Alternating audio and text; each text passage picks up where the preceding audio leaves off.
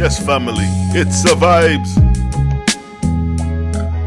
You know what it is, Selah Shalom. Back into the building, cause it's a vibes.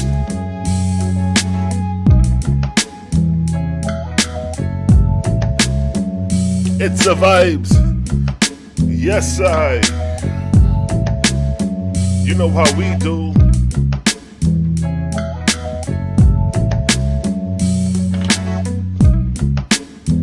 It's a vibe tonight, you know. Strong vibes in the air.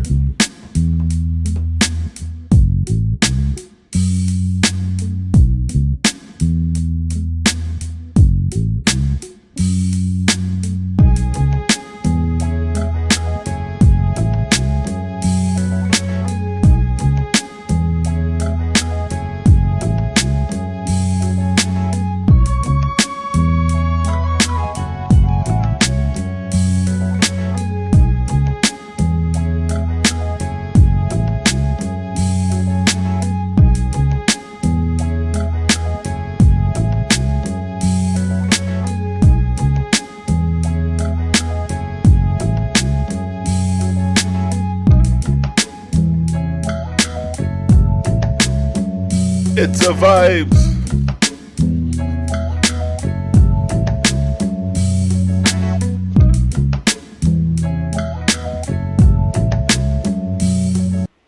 Where's that family? What it do? It's your host Selah Shalom chiming in one time, cause it's a vibes, live and direct. You dig? Another beautiful night, another beautiful day earlier. So we're gonna get started, no interruptions, no disturbances. It's night, we feeling good. We're gonna keep it moving. We're gonna address some issues, touch on spirituality, personality, behavior, hypocrisy, and a little bit to everything, you dig? Come on. So, last time I gave y'all a nice little vibe outside in the back porch, dropped a couple gems. Like I say, my focus is always going to be exposing these false gods, because that's primary, that's most important than anything else. You know what I mean? Exposing these false gods for being assumers of the Creator, that's more important than anything, you know. But, you know, what gets me sometimes, you know, a couple people try to address personal things, personal habits, you know what I mean? And that's when you start becoming a hypocrite, when you start pointing a finger at people just because they may have a habit of smoking, drinking, but then you fail to realize, like, you got habits as well. Like, it's best to just get the knowledge and get the message and later for the petty stuff, because now you're making an issue on something that is personal between the individual and the Creator. Everyone's habits is personal between them and their Creator. You're not going to sit there and tell somebody you shouldn't be doing this when you're doing the exact same thing but in another form and fashion. That's what you call a hypocrite. See, I don't like to be put in the place of a hypocrite. I don't judge people based off what they do. I come with the solution, if anything. You know what I mean? People who eat meat, I don't sit there and ridicule them and say, oh man, you eat meat, you go into hell. Your body's going to be surrounded with drudges, and drudges is going to mess you up. I don't do that. So you know what, if you eat meat, if you get sick, brother, you know what, I got a plan. I got a plan for redemption to detox you. You could detox you, detox the body. In the process of detoxing, you could be saving the drudges attached to you. See, a lot of these fake this, so a lot of these people think like they don't have no evil spirits lingering around them. I told you that from the jump. I know I got spirits of darkness, drudges lingering around me, from the habits, from the environment. So we can all point the finger about who's not doing what, but then you got to look at yourself to see what are you doing. What sacrifices are you making before the people so they can see your flaws, your trials, your errors, your growth, your enlightenment. Don't be the person sitting at the behind the desk pointing the fingers at everybody else's mistakes, and yours mistakes may be even worse than theirs. Your shortcomings may be worse than theirs. Yeah, I smoke weed, but you may have more drudge spirits lingering around you. So let's not get cocky about habits, because everybody got them. I ain't seen one faithist or one Israelite Christian who is perfect, who is just perfect in all their ways. Even if you don't smoke, you don't drink, you may be a person I like to talk about people. You may be a person who was born with a silver spoon in your mouth and may feel that you have more privilege or more say-so than the average. See, being influenced by spirits of darkness and drudges is just not behavior. It's just not diet and habits. It comes from behavior as well. You can have a nasty ass behavior and be possessed with drudge's spirit. We're going to go into the book of Judgment, chapter 1, where it lays out the influence that drudges' fetal spirits have upon mortals. And I want to see if any one of you, even the faith that's out there, is straight clean of all the influences that these drudges have. I'm going to read chapter 1 of the book of Judgment after I twist up my nice little spliff and see if any one of you is clean from these drudges. Since it's a problem with me smoking my ganja, and y'all want to quote verses from the OAHSPE about one who smokes is influenced by drudges or intoxication, you think I ain't know that? Come on, I read the OAHSPE before some of y'all, and you think I don't know that? You know, you forgot you had habits before you had the OAHSPE? You think you're just going to read a book and overnight be pure and holy? So like I said, let's not be hypocrites. Because now, you being a hypocrite, we looking at you, not me. Because I'm showing you forth my mistakes and my habits, my shortcomings, but that's not stopping me from speaking to the Creator. That's not stopping me from exposing these false gods.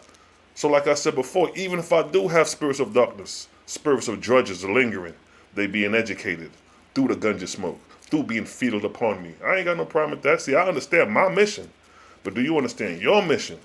Because by you pointing a finger at, I'm not pointing a finger at you. I don't see what y'all doing. I'm not saying, oh, bro, you shouldn't do that. This is the OAHSPE. I don't do that. You don't hear me quote from the OAHSPE about your habits, because I already know ain't none of us perfect. Ain't none of us gonna get this overnight. You know how many thousands of years it takes to rise in these atmospheric plateaus?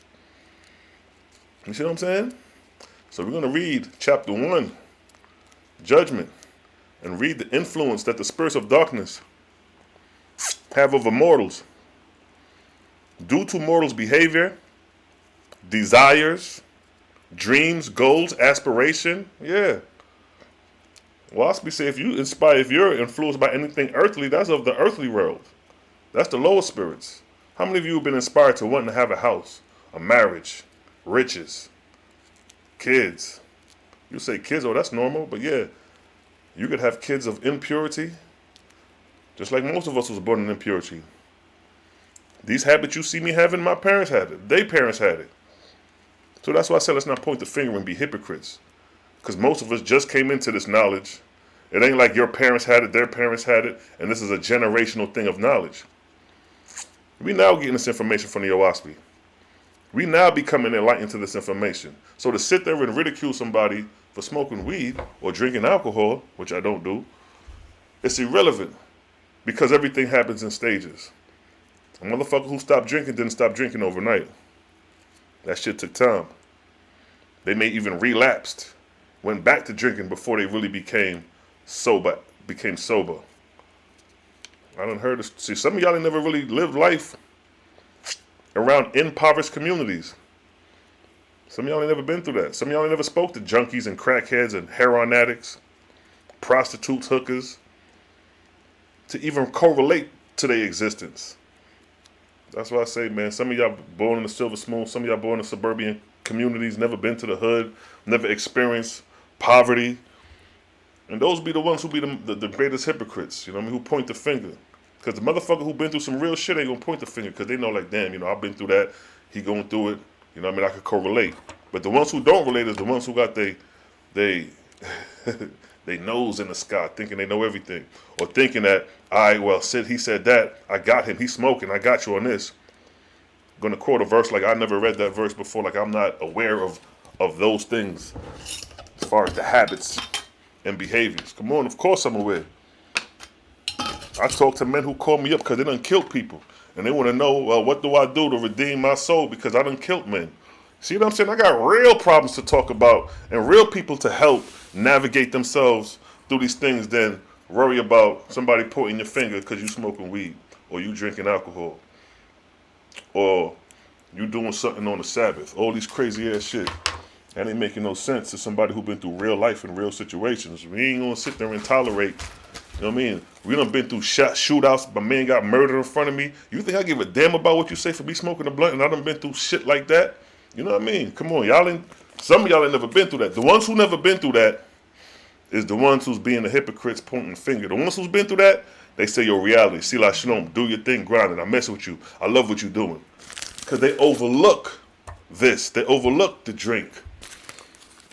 So now in the book of Jehovah to these hypocrites, I'm going to start at verse, because this first chapter is raw as hell in the book of Jehovah. I mean, not the book of Jehovah, the book of judgment. All right, where we at with it? All right, here we go. I'll start from chapter 10. For man shall understand that what I mean by the words, as ye live on earth, so shall ye reap in heaven. Verse 11. And thou shalt suffer to fall in darkness such mortals as consult the angels in regard to riches. How many of y'all consult for riches? Y'all may not consult like create an altar, but how many of y'all wish to want money, wish to be rich, wish to have material things? Well, it says here that thou shalt suffer to fall in darkness such mortals as consult the angels in regard to riches, to marriage. Marriage now, y'all want to talk about the weed smoke, but here is talking about riches, marriage, or to self, or for curiosity and frivolity, I can't pronounce that, and for anything of an earthly nature for profit's sake. So anything of an earthly nature now, most of you women like to dress up, put makeup on, and look beauty in the earthly nature. I don't mind that. I like the beauty. But I'm just showing you, if we're going to be hypocrites, we're going to point the finger today. So now, it says, they shall prosper for a season, but end in being confronted with folly and falsehood. Right? So now, whosoever acts for the spirits of great men. Who acts for spirits of great men? People ask for Yeshua.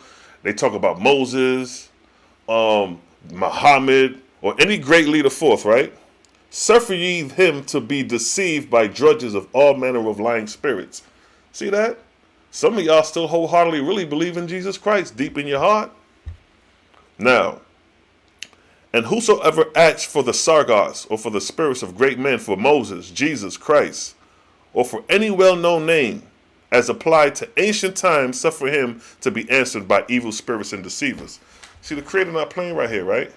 He's exposing ain't nobody getting away from these drudges if your habits ain't up to par. And most of you habits ain't up to par. You struggling with your habits, no different than everybody else. Now check it. Whosoever desires the angels for profit's sake. How many of y'all making a profit? We live in a capitalist society. You got to make a profit to make a living, right? Whosoever desires the angels for profit's sake, and he have power in Sargos, give unto him a band of drudges and vampires, and give them great power in signs and miracles. See that? So the more materialistic things you gain and want, you have a great influence of drudgery and spirits that are influenced to you and by you. And whosoever consult the angels with regard to becoming a better man himself, suffer him without regard of to becoming a better man himself, suffer him to become captive to lying spirits. So if you're not trying to better yourself, you're going to be captive to lying spirits. Pointing the finger, being a hypocrite is not being better than yourself.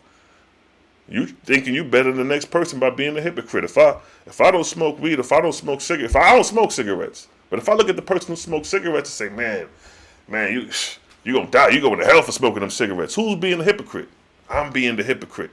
I'm showing the influence of the drudgery and spirits, while you smoking the cigarette may have the influence of them on you, but they're not encouraging you, inspiring you to say, oh man, why are you smoking them cigarettes?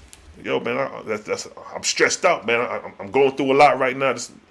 So the drudgery in those two opponents, you got, because the nigga smoking a cigarette got drudges, and you being a hypocrite got the judges. But who's being more influenced by the drudges in that scenario when the dude is saying, I'm stressed out, going through it, that's why I'm smoking these cigs, compared to you saying, you shouldn't be smoking cigarettes, you going to hell. The creator don't like you smoking cigarettes. See, now you being a dictator and a hypocrite. The creator is going to deal with each individual according to their time.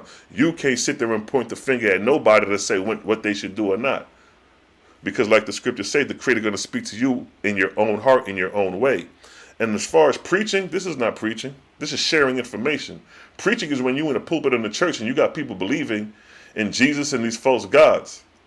Returning you to like a teacher is not a preacher. When you go to class and you learning, he's not preaching, he's teaching. So guess what?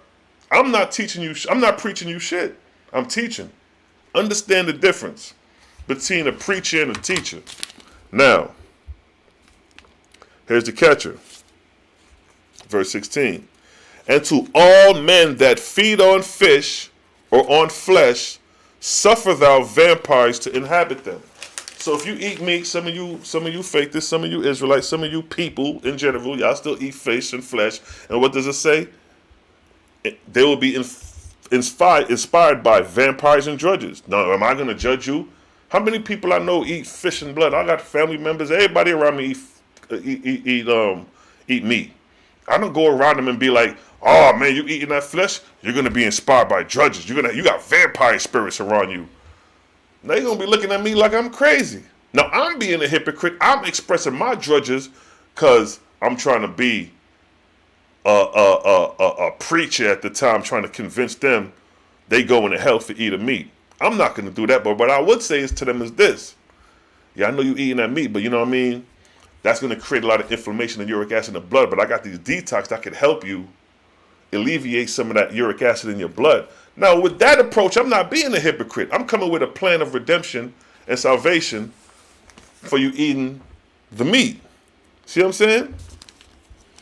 So, this is what it is to expose hypocrites. People who point the finger but don't show the shade that they doing. You don't know the dirt that they got on their shoulder. You don't know the skeletons that they got on their bones, but they want to point out your skeletons when theirs is hidden. Come on, you ain't fooling nobody with that, man. I done been through too much to know bullshit when I see it, to know genuine things when I see it, and to know when you may hit somebody and get in their feelings and they continue to hit you with things because they still in their feelings. You hit somebody a week ago, tell them some truthful things, or tell them something that they don't like, and it's in their heart so much they just want to keep on, every comment, they want to keep on hitting you with something like a personal attack. That's when I know we got you. You ain't right in spirit because you still holding on to a grudge from last week when we like, let that shit go. All we doing here is exposing information. Ain't nobody go over here and tell y'all, look, stop eating meat. I said, if you don't stop eating meat, this is then the conditions that bewait you. You see what I'm saying? So now, let's see here. All right, verse 17. And to such as drink to drunkenness and smoke or take narcotics, suffer thou fetals and engrafters to come upon them. So now, I smoke, right? I smoke. And what did it say? Suffer thou fetals and engrafters to come upon them. Now, really and truly, you think when I read that, the very first time I read that, I wasn't aware of that? That I didn't know that that possibility of influence could be attached to me? Of course I knew that. But what you forgot to realize is this. The influence the spirits have over you or you have over them. Because me smoking this is an influence that I picked up. Ain't no drudges told me to come pick up this.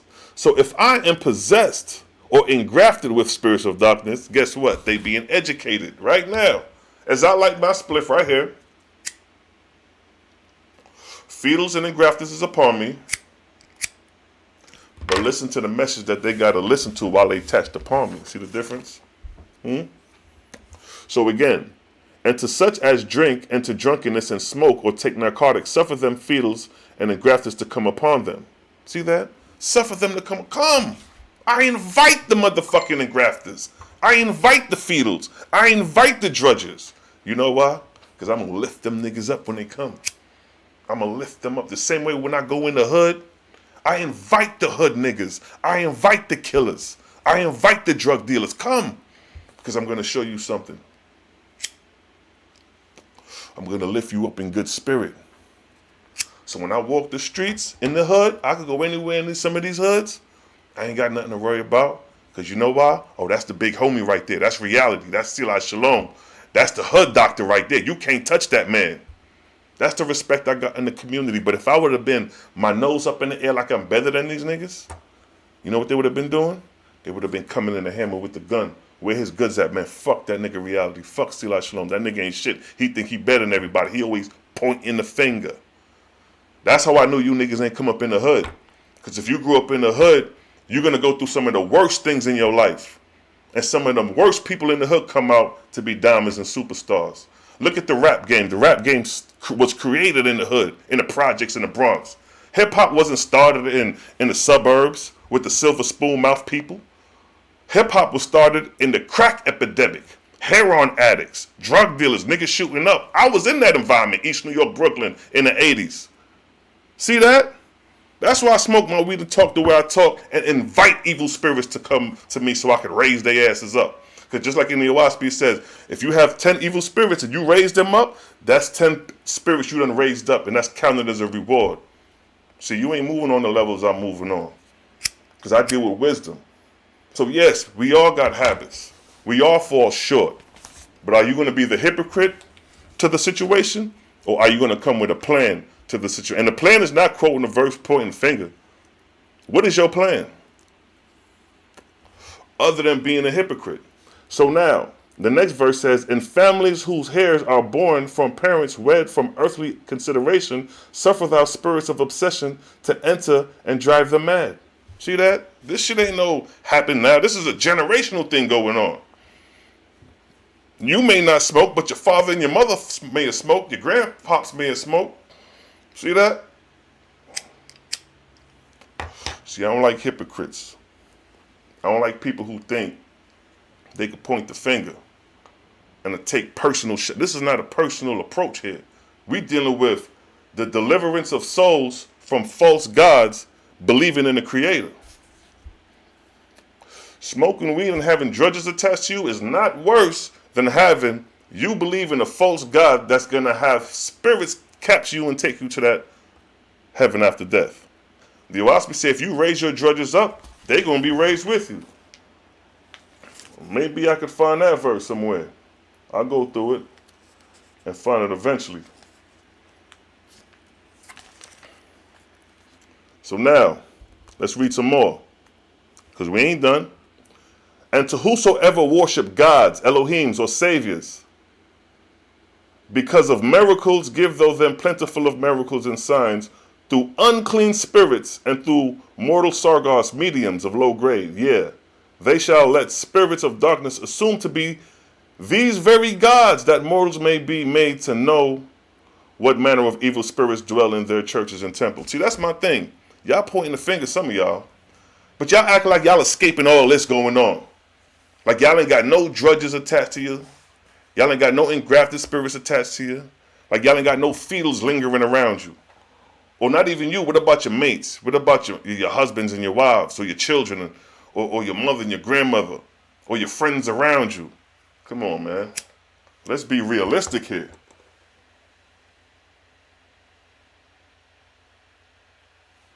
Cal P, I see you. Exactly. What about when OAHSPE said, do not find fault in your neighbor. They do not. See that? See that? Good. Yo, Cal P, if you can find that verse, throw it in the chat. Just like the God said, do not find fault in your neighbor. But now y'all want to point the finger. See, we don't want to do that. OAHSPE shows you to avoid man from interfering with man. That's why I do what I do, to see if you're going to focus on the weed or you're going to focus on the message. Those who focus on the message is who I'm talking to. Those who focus on the weed is who I got to expose. Because you got a lot of people come reading the OAHSPE thinking they holier than thou.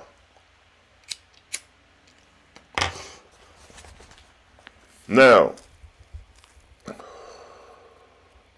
as to the rich man who maketh pretense to righteousness, but who does not toward the poor as to himself, give thou him a host of spirits of hypocrisy. See, to the rich man. Some of you are wealthy. Some of you got money. You know what I mean? Some of you got bread. But it says what? Who pretends to be righteous. Some of you got money, pretend to be righteous.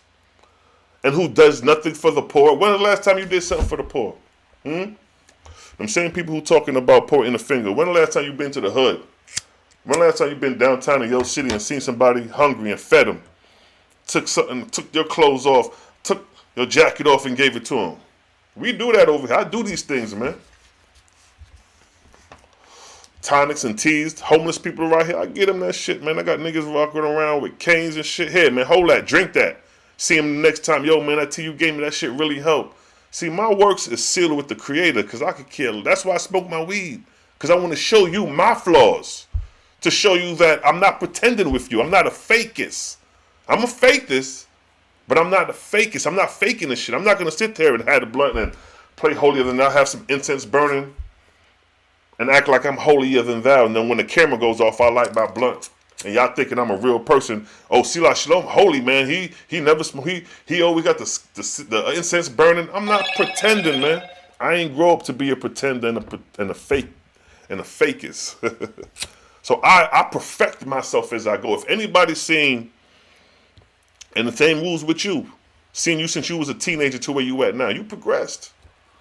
When I was a teenager, I was wild doing wild things. I had more influence of spirits of darkness as a teenager compared to now. You know what I mean? So you got to check yourself before you start checking others, man.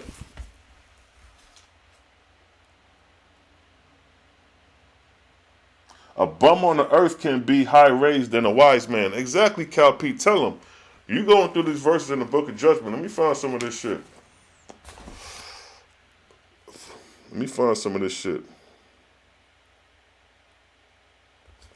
Let me keep reading too, though, because a lot of this is good information. We're exposing the hypocrites today. Now, it says here, give thou signs and miracles to the unclean and seers as well as to the clean. See that? To the liar and deceiver as well as to the truthful man.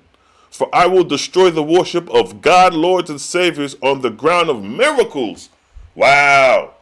So we should be expecting some miracles in this age because he's going to destroy the foundation of God's lords and saviors on miracles. Verse 24. Thou shalt take great liars and give them lying spirits to speak through them by inspiration and entrancement. And these spirits shall profess the names of great persons long since dead, and they shall manifest great oratory and wisdom and truth. But nevertheless their preaching shall be of little avail for righteousness' sakes or for good works. See that? So you got people out here that are great liars, that can inspire, that could even entrance. But what it says, these spirits shall profess great names since long dead. What are great names people profess? Jesus, Moses, Marcus Garvey, Martin Luther King, Malcolm X. So the OAHSPE ain't holding no prisoners. No prisoners at all, including you. So check it. And they shall manifest great oratory and wisdom and truth. But nevertheless, their preaching shall be of little avail for righteousness' sakes and for good works. And their applauding audience will not contribute to the poor, nor found any improvement on the doctrine of the ancients. See that? So it's a lot more to this shit than just smoking. And it's a lot of areas where these false drudges, these spirits of darkness can influence you in many categories of life, many areas of life, right? For the spirit who speak through them shall be of the first resurrection. And know not me nor the higher heavens. So these niggas gonna be speaking from the first resurrection. They're not gonna know Jehovah nor the higher resurrections. Well, we know Jehovah and we know the higher resurrections because that's what we teach. We teach the higher. We don't preach. We teach the higher resurrection. Verily shall be the same order as the spirits who manifest in the church and temples, being such spirits as have not yet been delivered up from the earth. Here's the catcher. Some shall say, hear thou me, for I am God. And some shall say, Hear thou me, for I am the Lord. Some shall say, hear thou me, for I am Jehovah. See, even Jehovah put his name is here as being people going to use his name as blasphemy against the very creator's name. And others shall profess the name of mortals who have great power on earth. Suffer them to do these things. See?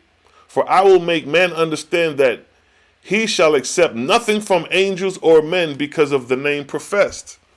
See that? You ain't gonna sit there and believe a motherfucker just because he say he believe in Jesus or Yahshua. Don't believe a nigga just because he profess a name.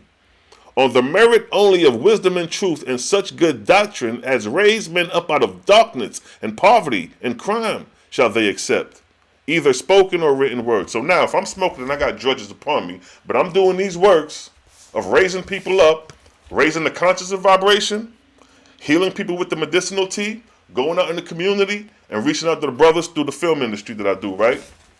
So I'm raising my spirits of darkness up in the process of me fighting my own habits. But what are you doing? How are you challenging your habits? How are you addressing this to the world for the people to see so you could be criticized or you could be point the finger at?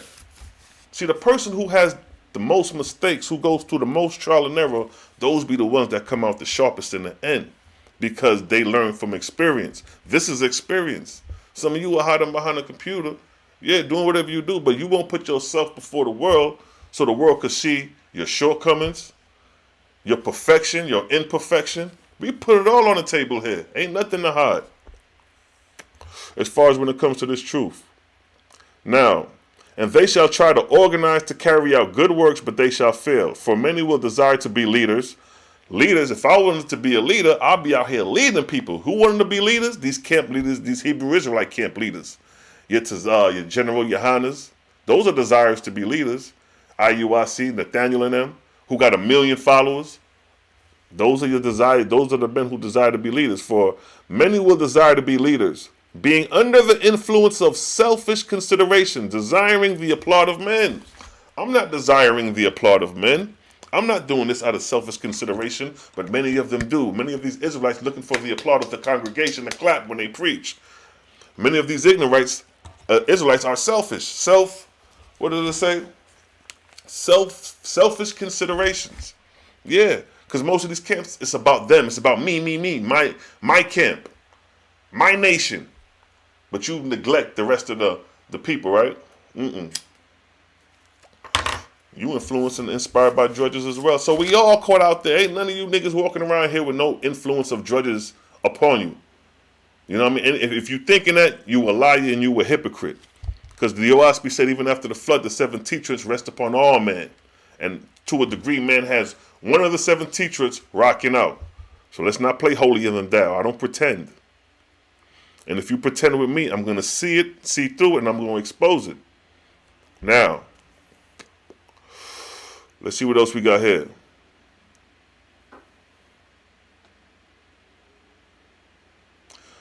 All right, let's scoop down. For by this means shall those show them that they are under the inspiration of the unorganized spirit world, and of spirits who have not yet entered into my resurrection, which I created for them. But in time of light, my revelation thou shalt raise up a few here and there capable of the all light.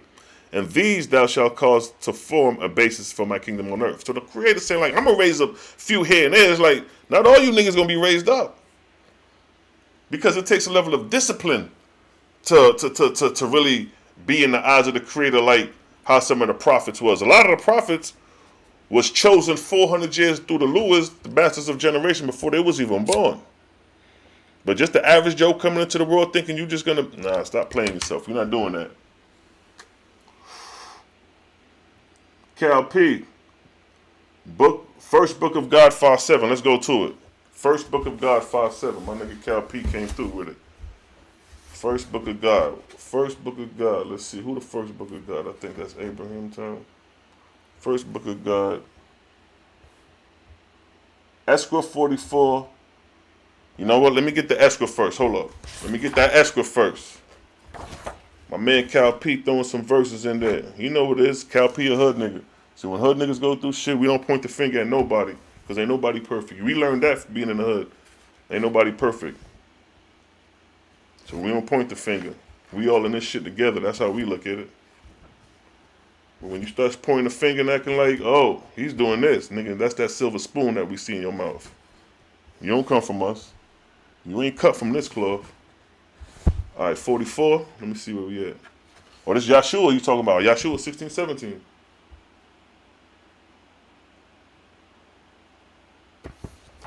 Bam! This is the doctrine of Yahshua, thanks to Cal P. In the book of Esther, chapter 44, verse 16 and 17, it states, the doctrine of Yahshua and his death, verse 16. Behold, only the virtue and wisdom in thy neighbor. Behold, only the virtues and wisdom in thy neighbor. His faults thou shalt not discover. Why y'all ain't read that part when y'all wanted to quote me about my habits? Yahshua said, behold only the virtue and wisdom in thy neighbor. So the virtue and wisdom that I'm expressing about this OAHSPE is what you should be focused on. Like I say, always focus on the message, not the messenger. When you start focusing on the messenger, you begin to deify the messenger in your head, looking for faults. No. See the virtue in what I deliver. I see the virtue in you if you came with a message. When I start pointing the finger, oh, then I'm taking it somewhere else, right? So it says, behold only the virtue and wisdom in thy neighbor. His faults thou shalt not discover. This is one of the prophets saying that. See that? So let's not point the finger, because we always could come with a verse to counter react what you're trying to come with, even in the OAHSPE. And verse 17 says, his matter are with his creator. See, I told y'all even before this, from the first lives I started doing, I said, your matter is with the creator. You can't judge nobody. All you can do is help. Because you remember what I said?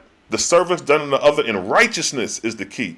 If you're doing being a hypocrite, you lowering your own grade. You stagnating your grade. How many times you see me being a hypocrite? The only thing I be a hypocrite or expose is the false doctrines in the Bible, but you don't see me pinpointing and talking about nobody personally except your false God. And then when I expose your false gods, if you believe in that God, you'll get in your feelings. And I understand that because you bound to that God. Now I'm going to go to, what's that? First book of God 5:7. Let's go to that real quick, P. First book of God. First book of God 5:7. Yeah, we're gonna address the hypocrites tonight. Because y'all should have been focused on the message, the virtue of the message, instead of focusing on, you know what I mean, the Zaza. You know what I mean? Where we at? 5:7. Book of Esther, first book of God 5:7. Make sure we got that right. 5:17. What we got here? It says, thou shalt love to search for all that is good in thy neighbor, but to excuse all the evil that is in him. See? See that? Y'all want to point the finger, oh, Selah Shalom smoke weed. Well, you know, in the OAHSPE say if you smoke, you're going to be engulfed in fetals and drujas. Of course, nigga, you think I ain't know that? I've been told them, bring them. Bring them, I'll raise them up. Bring the spirits of darkness, I'll raise them up. So when I cross over spirit, nigga, you see me with 2,000 drudges. Redeemed from their ways.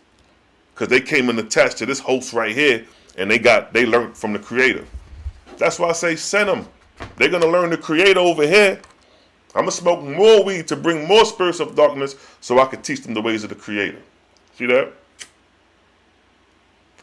I'm not smoking weed, talking about gangbanging, talking about killing, talking about murdering, talking about my colors and my set. I'm an East Side Zone 3 warrior killer, man. I drop bodies. I'm not smoking weed talking like that. I'm smoking weed giving y'all the word. With the drudges, learning the word. So these are the things y'all got to consider before y'all start throwing out shots at people. You know what I mean? Throwing these shots.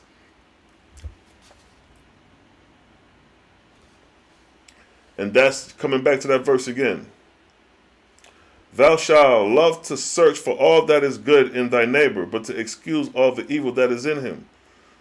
See, the OAHSPE is trying to show you, like, keep the brotherhood, keep the sisterhood going. Because once you start pointing the finger, then guess what's going to happen? Somebody going to point the finger back at you, and you may have some worse shit going on. Especially some of the females. I'm like, a lot of the females I knew that turned conscious, a lot of them used to be strippers. A lot of them used to be fucking Tom, Dicks, and Harry that done been ran through. Now you done been ran through by 20 dudes, now you want to get your life together. And we still don't ridicule you and judge you on that. I don't judge these sisters because of what they've been through. Because if you come from the hood, you going to go through some shit that the average Joe who ain't grown up in the hood going to go through. Yeah.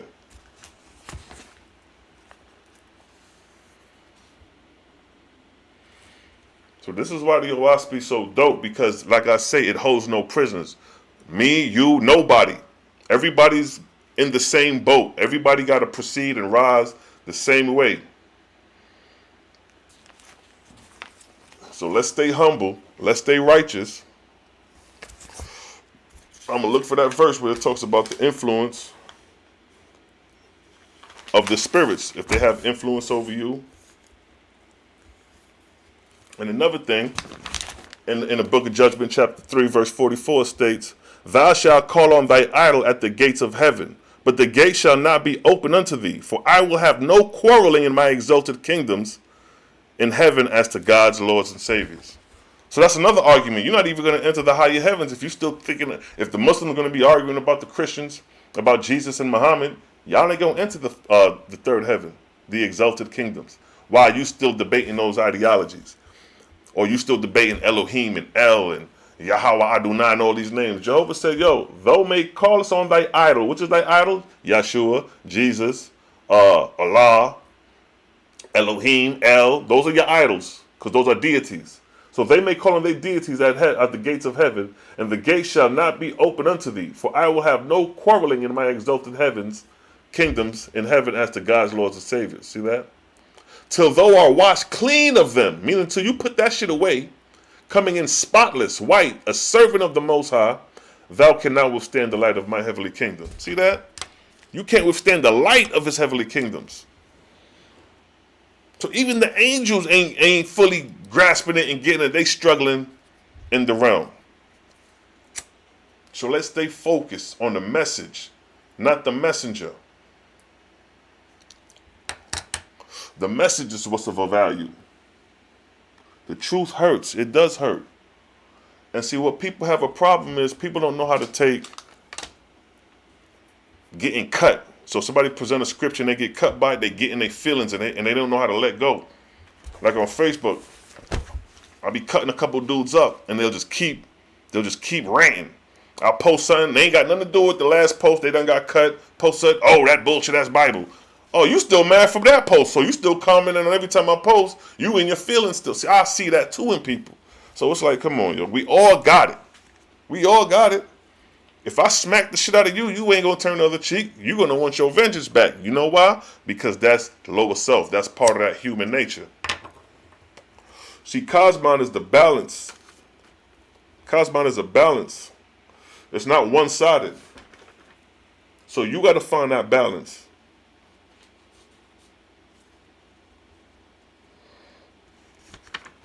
You dig? Yeah, we're gonna find some more verses right here. Like right here, for an example, right here where it states, a man may be wise as to books and philosophy and mathematics and poetry and great learning, and yet be low in grade as to spirit. See that? So you may have somebody with great knowledge, great learning. I'll use me for an example, because everybody want to point the finger. I'm gonna use me for example. I got great learning, great knowledge in the OAHSPE. But my spiritual grade could be low, although I got great knowledge. So how do I raise my spiritual grade if it's low? Like I've been saying, how do you raise your spiritual grade? The service done unto others. So yeah, I'm just sitting here reading with y'all now, but I'm out here serving others in righteousness. Whether it be doing the tea, whether it be filming, I'm playing the doer. I'm playing the one putting the people on so they could shine, putting myself second. That's how you raise your spiritual grade. If you go outside today, if you look at today, what did you do today for somebody else besides yourself? That's what you need to look at. When you was pointing the finger at me, being a hypocrite, I was out there doing something for somebody. What were you doing? When the last time have you done something for somebody and they told you, man, thank us from the goodness of their heart? When the last time you got one of those? See that? Look at your own self before you start pointing the finger, because you may be influenced with more drudgery and the spirits of darkness than everybody in this chat. So check it. A man may be wise to books, philosophy, and mathematics and poetry and great learning, and yet be low in grade as the spirit. But check this out. A man may know little of all such knowledge. So a man may not know no knowledge of the OAHSPE, and may be poor withal. Poor, impoverished. He wasn't born with that silver spoon. But by hardship and experience. Most niggas who grew up in the hood went through hell of a hardships and experience, right? Developed in sympathy and good works. A lot of niggas who come up out the hood got sympathetic hearts. You know why? Because the shit they done been through. They sympathize for the people. The mothers and sisters who done lost brothers and sisters in the hood, the gun violence. They sympathize to those souls. You don't know about that if you ain't been through it. And good works done unto others. A lot of people who live in the ghetto, in the lower community, they help one another. If you ever lived in the hood, they help one another. The neighbors, yo, you got some sugar? Yo, you got some bread? Hey, let me get some of that. They work as a community together. But if you grew up with that silver spoon in your mouth, you don't know shit about that. You may have read about it, but you ain't lived it. So now, so it says, let me read that verse. A man may know little of all such knowledge and may be poor withal, but by hardship and experience develop in sympathy and good works done unto others, and be high in grade as to spirit. See that? See that? High in grade as to spirit through the hardship, through the poverty. And hardship and poverty is impurity and poverty. It's smoking cigarettes in poverty. It's dope and crack and heroin in poverty and hardship. But those who's in those conditions with those habits got good hearts and do work unto others as a high spiritual grade, although they impure in body. It gets deeper than what the fuck you think this shit is. I've been there, done that. You dig? Real shit though. That's why I smoke my weed, because I'm on another level. You thinking you done read a verse and think you're going to read a verse and throw it at me and say, look, see, Selah, you smoke weed. You got feelings and drudges. Nigga, of course. You think I don't know that? I invite them. Because guess what? They being lifted up. They being lifted up. Even the drudges that are attached to you right now, and you watching this, the drudges that are attached to you watching this is learning. See that? See, we could take it there. If you really want to take shit there, we can take it there with this information and knowledge. You want to point the finger? I'm gonna show you this. I'm gonna just show you wisdom. So again, it says a man may know little of all such knowledge, and may be poor withal, but by hardship and experience develop sympathy and good works done unto others, and be high in grade as the spirit. You know how many homeless people I met that was good in spirit? You know how many homeless people I observed on the streets? And people with wealth or got money or doing good for themselves scorn the homeless? Look at them like, they asking for some food or a dollar. Get away from me. Go get a job. That's you, the hypocrite. When you talk to the homeless saying, go get a job, you the hypocrite. Selah Shalom, you smoke, you got spirits of darkness around you. You the hypocrite. You don't know what it is to be in the shoes of that man that's in poverty for you to say go get a job, or how he ended up in that predicament. But he's showing kindness and good heart at that moment to you, but you say go get a job. See, OAHSPE ain't got shit to do with that example. That's dealing with goodness and righteousness done unto others, regardless of your habits. Because I'm sure that poor man, I had a mechanic. This nigga was a coke addict, sniffed coke before he did the car. Before he worked on the car, he wiped his nose. He under the car, wiped his nose with the coat. I'm seeing this shit. I'm like, okay, my car getting fixed. I don't give a fuck what he do. That ain't my personal problem that he sniffed coke. I just want my car fixed. I'm looking at the bigger picture, my car getting fixed. But if I focused on the messenger, the mechanic fixing my car, and start to ridicule and criticize him, the nigga may not fix my car. If I start ridiculing him and pointing him, you a crackhead, you a junkie, he may fuck up my car. He may cut my brakes, and I'm driving down the streets with no brakes and crash. Based off me being a hypocrite towards him when I didn't have to. Because he didn't do nothing to me. He's helping me, serving me by fixing my car. By me being a hypocrite talking shit to him, I just lowered my grade. I'm just giving you an example. This is wisdom I'm telling y'all. Every attack I make is to the false gods. I don't attack people. I don't do personal attacks to people. You can't recall a video where I talk personally about somebody's personal ways and shit on them. I talk about your false gods. I talk about your holy books, and I talk about these deities claiming to be God. That's what I talk about. I don't sit there and say, "Oh man, you got weave in your hair. You got a perm in your hair, girl.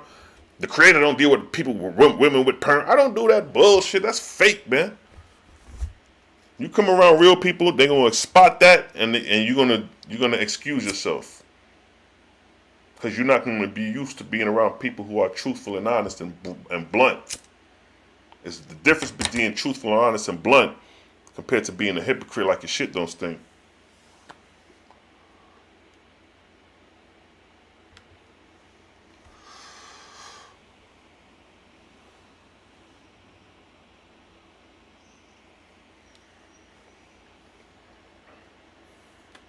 Exactly. We all progress to our own peace.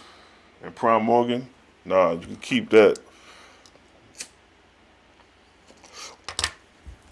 People get in their feelings when this truth come out.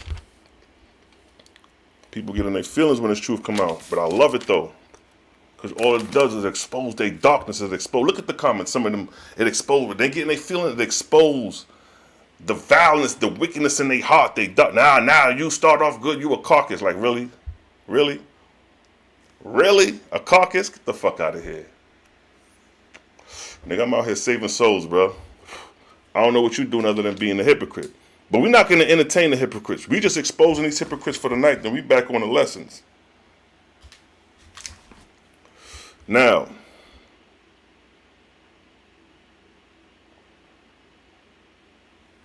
see that? The measure of righteousness of that man's behavior was not given what he had to the poor, but in the good and evil that come of it, being weighed as to which outbalance the other. See, the OAHSPE gives you variables to deal with. There is no set way, there's the way, and there's the end. You're going to face challenges. Some of these false gods like Luamun, Kabbalites, and Anaxa, when they first fell away from the Creator, they wasn't false gods proclaiming to be the Creator. They still had righteous intention to do good works for the Creator before they fell deeper in their ways.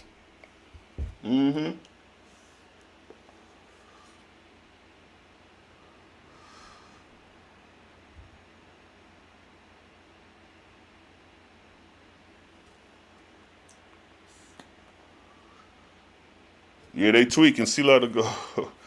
Yo, that's what I'm saying, King. When you start exposing the falsehood, the truth start coming out. You know what I mean? What's the story of Matthew when he was in the church and the spirits that was in the people started speaking out? It wasn't them, it was the spirits in them drujas. And that's exactly what's going on. These spirits of darkness got more control over you than they got over me. Because you showing it right now. You displaying it. You displaying your own ignorance when you say things that are irrelevant to the topic at hand. Where we at? Book of Judgment.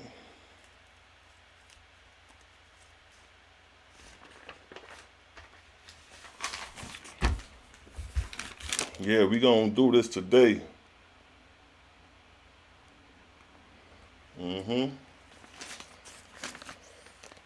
We exposing false gods and we exposing hypocrites. That's what we doing. We exposing hypocrites. Because see, a lot of people are very hypocritic and all this. They say all this stuff, but man, come on, man. In the real world, man, somebody been did something to you talking reckless to people you don't know.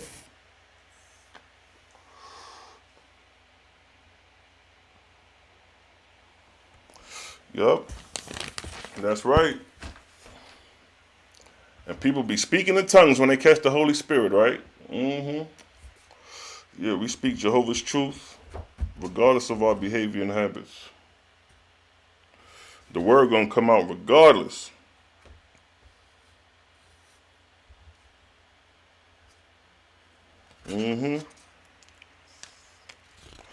Shout out to the true believers, the faithists. This dude about to get blocked. Yeah, what's the name? Prime? Yeah, you about to get blocked. You might as well get up out of here. Keep that moving, because you coming with the wrong energy. You coming with that face-to-face want to get your ass whipped energy. We don't do that here, man. We don't do that here, bro. If you ain't got no knowledge to bring to the table, if you a hypocrite, I'm going to put you in timeout. I'm going to block you, put you in the block like how they do. In the block party, I'm going to put you in the block party, because don't nobody want to hear that. We trying to learn. We trying to be educated, get knowledge, and have a vibes. And if you can't respect that, guess what? It's a button called block, and you will be in the block room. See, I ain't been on here long enough to know how to blockcast, but believe you me, we'll do that. Faithist or non-faithist. If you don't show that respect, you up out of here. So now, let's get back to some information. Let's see what we got going on here. Matter of fact, let me come back to the Book of Judgment. Yeah, that Book of Judgment, that Book of Judgment is cold-blooded. It exposes everybody's behavior and personality to show that ain't none of y'all fit at this moment. That everything is a progress. Everything takes time. Don't nothing happen overnight. But see, some of y'all want these things to be a twinkle overnight. Some of y'all expecting something out of people that you expected. Nah, buddy.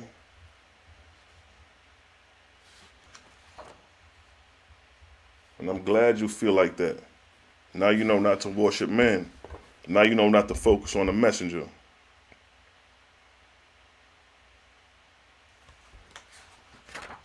You got to stick to the ways of the Creator.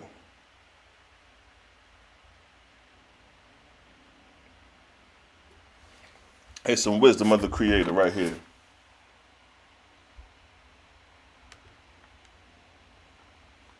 You look at these haters. I bet you they won't do a debate, the OAHSPE verse, whatever book they stand on.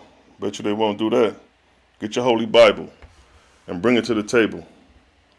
Instead of talking crap in the chat, let's bring it to the table. Matter of fact, I'm about to start doing lives too, where you could call in. So we could definitely get it popping on the phone conversations. Now, in the Book of Judgment, chapter 13, it states, just some wisdom from the Creator.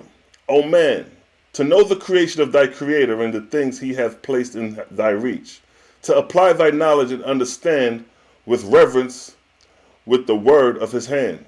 How considerate of thy wisdom, how considerate of thy little wisdom and thy love and liberty, which he gave unto thee. Even before he had perfected thee, he called out unto thee to behold his creation. See that? Even before he perfected thee. Meaning, when you was in your imperfection. Your imperfected state is when he called you out. Not when you was perfected. In your imperfected state is when he called you to become more perfected, right? So again, y'all thinking that you're going to be born with the silver spoon coming into this truth. You got another thing looking. Now check it. Even before he had perfected thee, he called out unto thee to be his creation. And thou tarriest not to learn, but ran away half complete, to vent the exuberance of thy soul, and he gave unto thee, which he gave unto thee. Behold me, thy God. I am thy elder brother, which he sent after thee. Come thou and learn wisdom of thy God. So God is telling you again, throughout the OAHSPE, that God is thy elder brother. Meaning to say he's not the creator, but the rightful ruler sitting on the throne. And your duty, our duty, is to get to the creator. Get to true God through the creator. Because true God is the teacher. True God is not preaching. He's teaching. The proof of that is in the Book of Divinity in the primary education of the first and second resurrection, where it lays out the education, the rudimentary education that the spirits learn in the first and second resurrection. That's teaching, not preaching, right? So now, I beseech thee, turn about and hear the wisdom of thy words. I will teach thee to know the Creator, to hear his voice and to see his hand. That's our purpose, to know the Creator.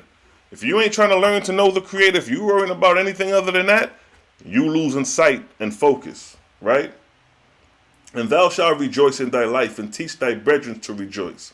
How do we teach our brethren to rejoice? How am I teaching you to rejoice? By exposing these false gods and bring you back to the Creator. You may not rejoice at first because you may take it as an offense, because why he talking about God like that, until you realize the depths of what I mean when we say false gods and exposing these gods and bringing you back to the ways of the Creator. Thou hast a corporeal body and a spiritual body.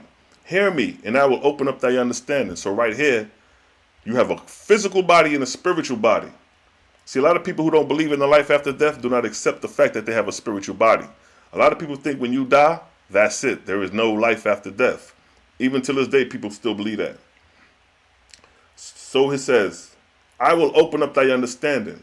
Thy spirit hath eyes and ears and judgment. Nevertheless, the beginning of thy two parts was at the same time, quickening into one person, because of the presence of thy Creator. So the Creator is telling you that you got spiritual eyes and spiritual ears and judgment. Judgment meaning that you have consciousness to be able to rationalize. You have a mind in spirit. You have eyes and sight in spirit. Well, you would have to if you're going to see the heavenly kingdom of God, right? True or false. So the OAHSPE is showing you that you have a spiritual body. Homeless are the most giving and loving. Exactly, King.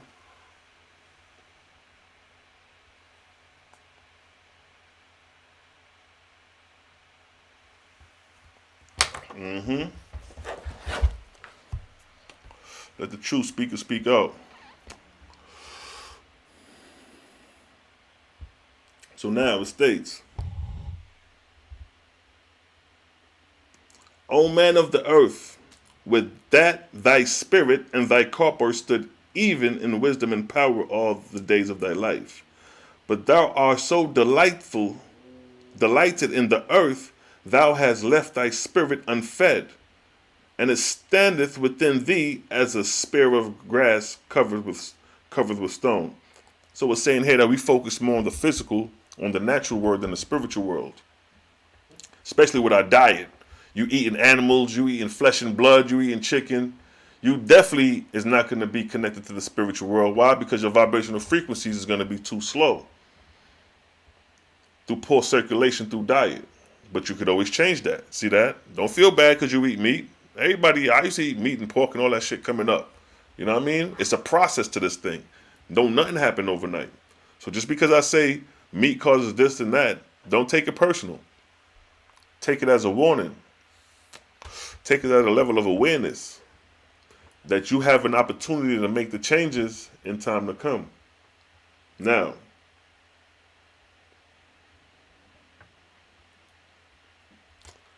alright. And thou seest not spiritual things, nor hearest the unseen, for a stone lieth upon a soul. So it's saying because of we're so engrossed in the physical world that we don't see spiritual things, nor hear it, or comprehend it, because we are so engrossed in physical things. Verse 14. Yet thou hast great learning as to corporeal knowledge. What is corporeal knowledge? Science. And great vigor to corporeal judgment. Being judged, you're diplomatic with judgment. A lot of people, if I don't see it, I don't believe it. A lot of people who study like ancient chemistry, they don't believe in the unseen, and the 5%ers, they don't believe, they only believe what they can see. So we're saying here that a lot of that comes from a knowledge of physicality or knowledge of natural science and philosophy, and we overlook the spiritual side of life.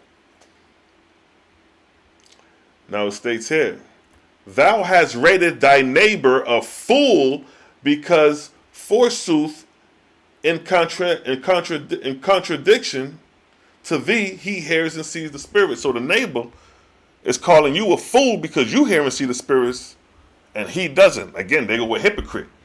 A hypocrite. So your neighbor say, yo man, an angel spoke to me last night and told me this, that, and the third, and you like, man, that's some bullshit. Ain't no angel speak to you.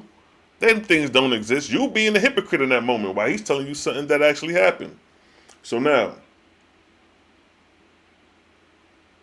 and thy God weepeth for thee, because in the time of thy death thou shalt stand in heaven in grade 1, even as the spirits of the beasts of the field. Thy present knowledge shall be void, and thy vigor only as a newborn child. And my angels who are wise and strong shall take thee about in Hades, the lower heavens, the heavenly plateau that rest on the earth, and divert thee with things proximating between the two worlds, that thou may be made to comprehend thyself and thy Creator's work. So we're saying, like, when you cross over, half the time, you're going to come in like a newborn baby. All that vigor you had on earth, sure, nigga, whatever. When you come into this world, you're going to come in like a newborn child. So OAHSPE is showing you that, first off, ain't nobody on here perfect. Everybody got some type of fetalism or drudges attached to them. Matter of fact, let's go to the 7 tetrets in the Lord's first book in the flood, how it talks about everybody will have these rest upon them. Where we at with it? Hey, boom, what you say, family? Cal P, my dude.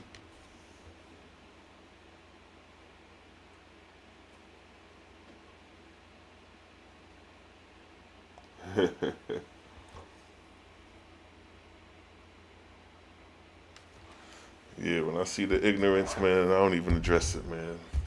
When I see you start stooping down to things that ain't even talking about the subject matter, yeah, I'm like, yeah, y'all go ahead and have that one. We good over here. We straight over here. Ain't no confusion over here. Let's go to them tetrets, yo. These the 7 tetrets, yo. And it says here that in the Lord's first book,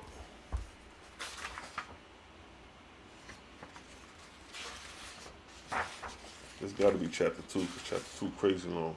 No, chapter 1. In the Lord's first book, chapter 1, it talks about the tetrets. It says, they shall remember the 7 tetrets, the Baal, the enticing evil, Ra, the flesh evil, Zamar, the joking evil, Bala, worthlessness, Aven, vanity, Anash, delight in destruction, Satan, desire for leadership, which is the captain of death. So ain't nobody escaping these so-called teachers right here. Joking evil, enticing evil, flesh evil, worthlessness, delight in destruction. Yeah, some of y'all participated in that type of behavior before. It ain't nothing new. So now that we all on the same page, back to the same page, that ain't none of you perfect, that we all in the same book. Some of y'all got bodies on you. Y'all done took the lives of people. So now let's get back to the real deal. Matter of fact, let's pause. Let's take a vibe for a minute. Let's vibe out. You know what I mean? After we done exposed the hypocrites, the haters, the point fingers, the silver spoons in the mouth, then we're going to get back to some realism. Realism. Because not every time things flow smooth, it gets ugly. Because the land is ugly, you dig? But it's a vibe still, you hear?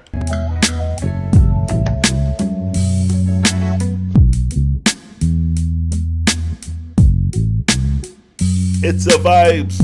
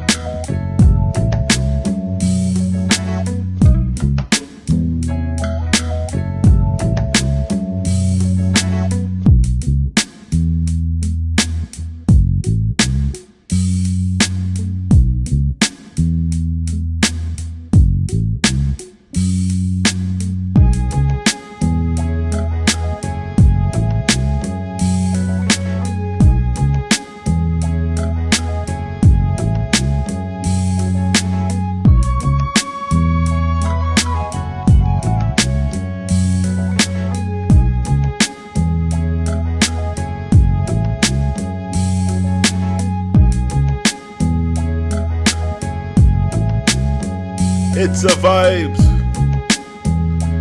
Boy Selah Shalom directing, live and directing, live and direct from the cosmos. You see it, you see it. High in the cosmos we going. A lot of chitter chatter going back and forth. Yeah man, when the OAHSPE come out, temperaments flare up, vibes again. Big ups. The vibes get live, cause it's a vibes. See that? Spark the minds over here. Get the minds working, good or bad. This ain't the lions that over here, this the dragons then. Dragon do. The dragon consume any blood clotting in front of where them draw fire from him mouth and them things there. That's what the dragon do. Consume fire through purification. May I burn fire for purification of your people, yeah? Big up to my Caribbean family. Big up to Trinidad. Big up to Trinidad and Tobago.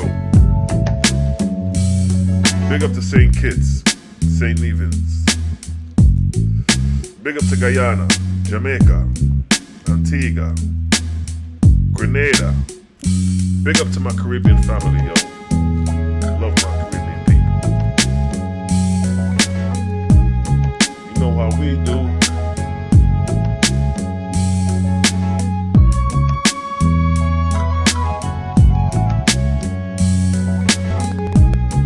Selah Shalom. According to the text, as it is written.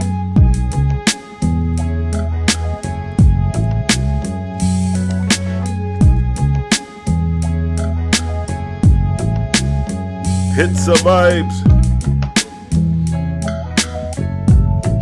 Yes, family, gonna vibe out.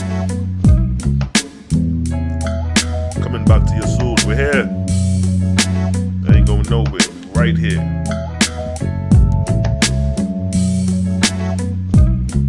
About to some real music, feel me?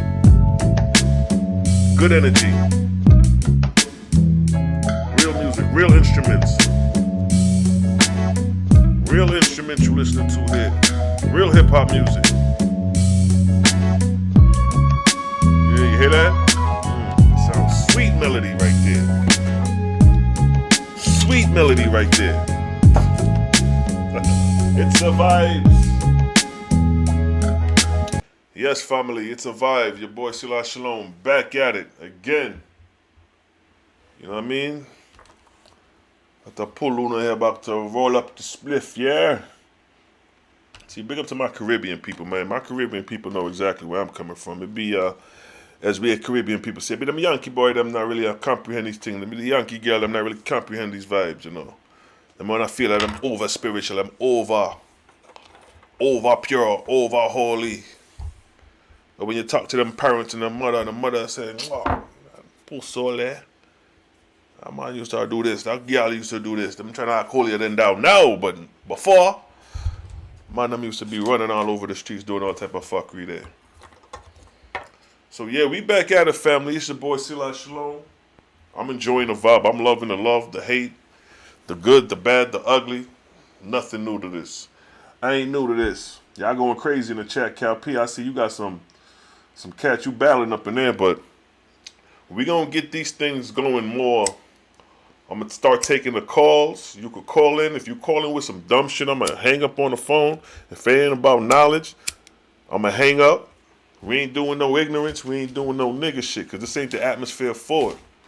If you want to feel like that, you take that to the streets, and the streets gonna give you exactly what you're looking for. But over here, we gonna give you exactly what you're looking for, which is this truth.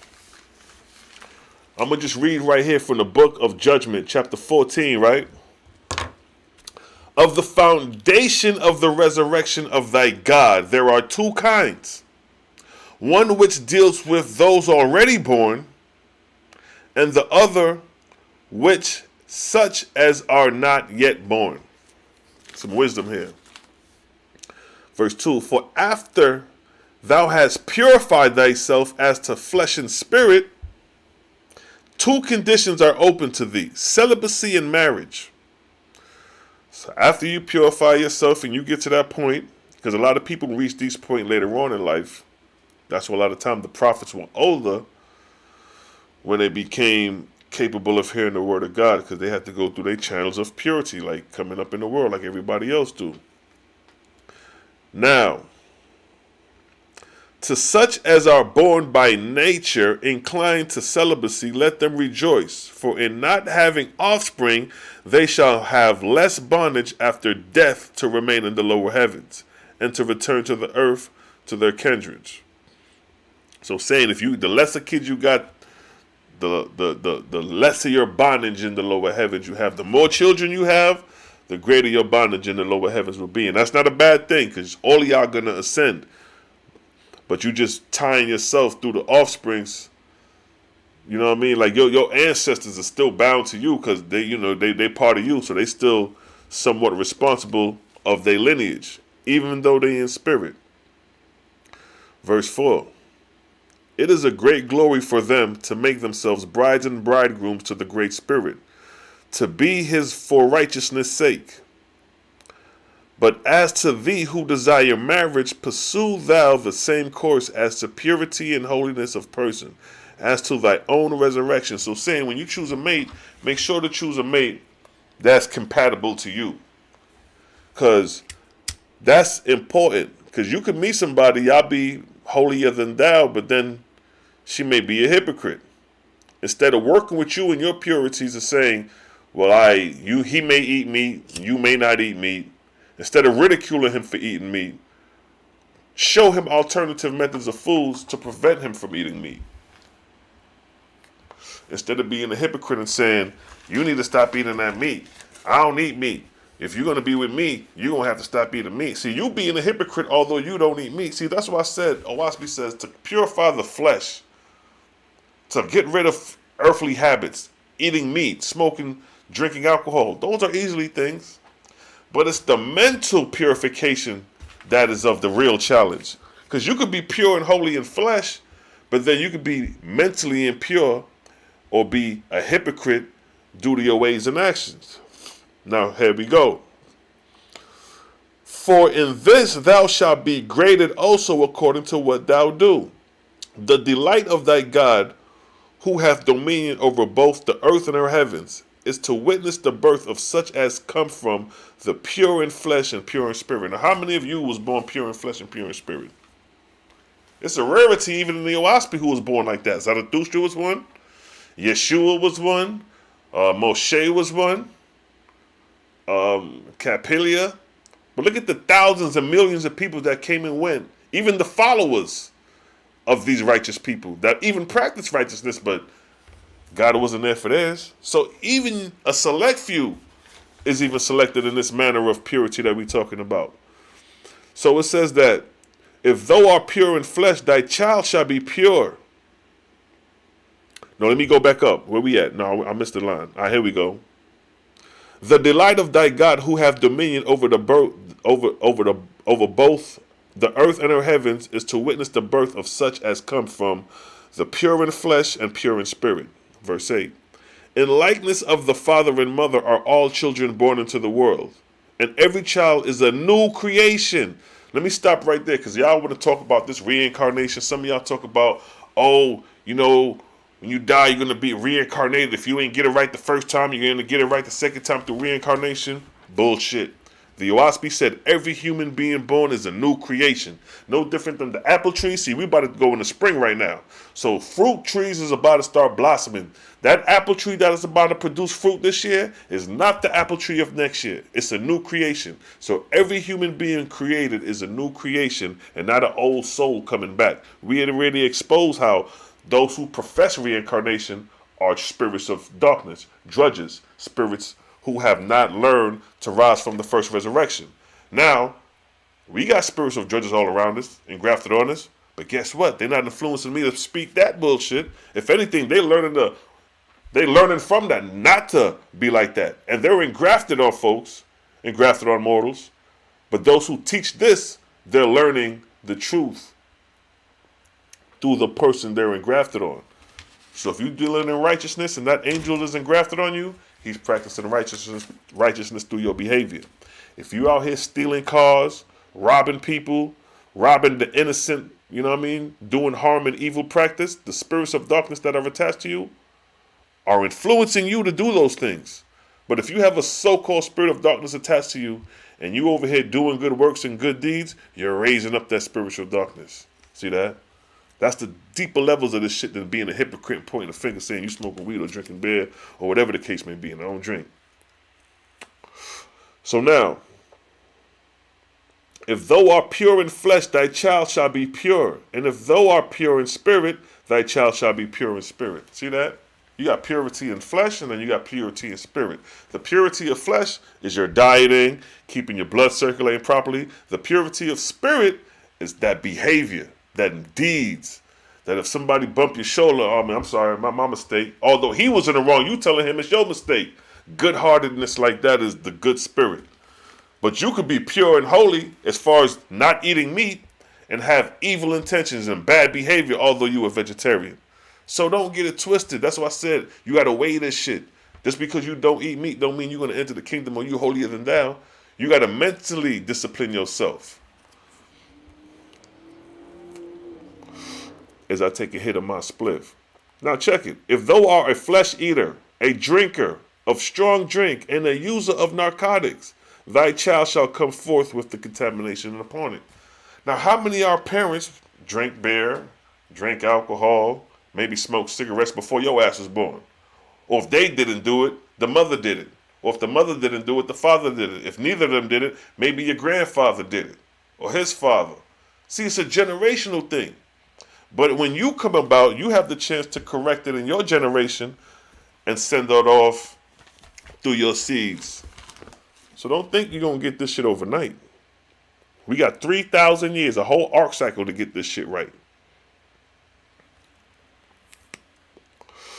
Verse 11.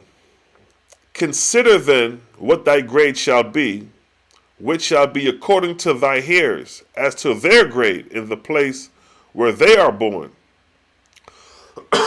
As to whether thou incumbentest the world with progeny lower in grade, or liftest up the world by progeny of an exalted grade. So basically it's saying like your offspring could either bring goodness into the world or your offspring could bring badness to the world. Now look at all this crime going on, all the murdering and the killing.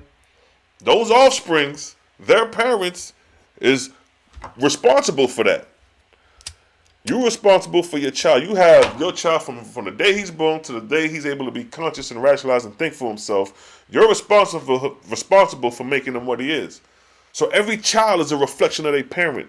It's a reflection of how you was raised, how you was disciplined, your diet, your behavior. All that is expressed through your child. So some of you could be hypocrites and pointing a finger, and your child see you do that and copy your hypocritic ways, and next thing you know, you raising another hypocrite. See that? So none of us is escaping this shit unscathed, like we holier than thou. We all caught up in this shit together. We all trying to figure this shit out and grow at the same time. That's what it's about. That's what I'm about, growing. I ain't about to point the finger and argue with you about a personal subject matter and miss the bigger picture. Y'all can have a little personal argument and stuff like that. I'm going to focus on the bigger picture.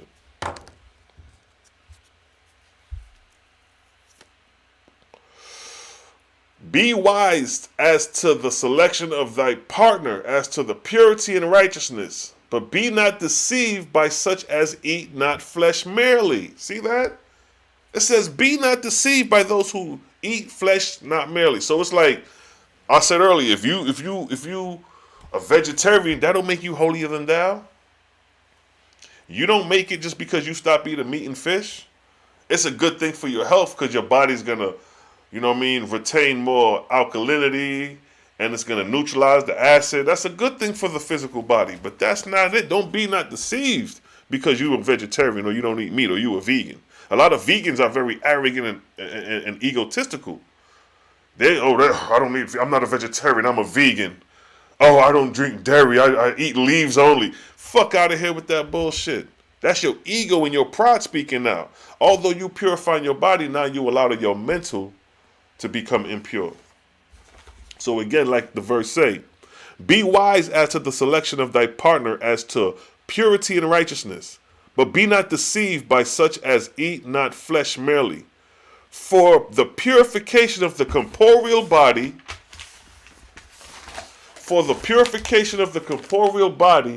is but half the matter. See that?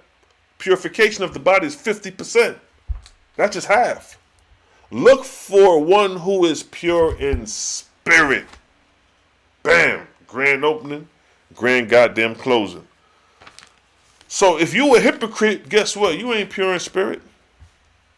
If you pointing the finger at your neighbor, or if you find a fault with your neighbor, you ain't pure in spirit. That's why I say, focus on the message, not the messenger's ways. Because then you lowering your grade. You're not deflecting me. I already know my issues and problems. It's between me and my creator. The creator's dealing with me just fine. I'm here giving y'all the word of his word. I'm doing the will of the creator while smoking my ganja. I'm not committing no crimes while smoking ganja. Are you? Are you being a hypocrite? So let's be realistic here. Let's focus on the message and not the messenger. Look for one who is pure in spirit. I'm giving you spirituality talk. I'm not attacking you personally. The only thing I'm attacking is these false gods, because the bondage that they got on the minds of mortals for hundreds and thousands of years, and a God that encourages warfare, and I read to you how these spirits end up in chaos after death and warfare. That's worse than any goddamn habit a man can possess. When you got a general, a captain, or a false god, you got the generals dropping bombs, killing man, woman, and children, and the false god collecting the souls of these people and casting them in hells and chaos. Nigga, that's way more important to be worried about than to be worried about a habit. You could be weaned from habits. You could be weaned, just like some of y'all who used to eat meat and don't eat meat. Same thing, some of y'all used to smoke cigarettes and don't smoke cigarettes. Ain't nothing gonna last forever. So everybody got a time to get it right. But don't be the hypocrite. Learn to be pure in spirit. Yeah, I may be doing my intoxication, but I bet you my spirit more pure than yours. Whosoever is pure in flesh and spirit shall bring forth hairs unto resurrection. So if you got a pure flesh, pure spirit, your offspring is going to come through the same way. When I had my son, I already stopped eating meat back then. Some of y'all had y'all children was grossed in flesh. Some of y'all children you can't even get across to. They won't even listen to you. My son, he got the OAHSPE. My son studied OAHSPE. He studied the spiritual books. He detox. You see what I'm saying? But some of you kids, some of your children, they ain't trying to hear none of that shit. They out here bugging out. So let's stay humble. Let's not point the finger at nobody, because we all trying to figure this shit out. Anybody that disagree with that, then yeah, you want some other shit.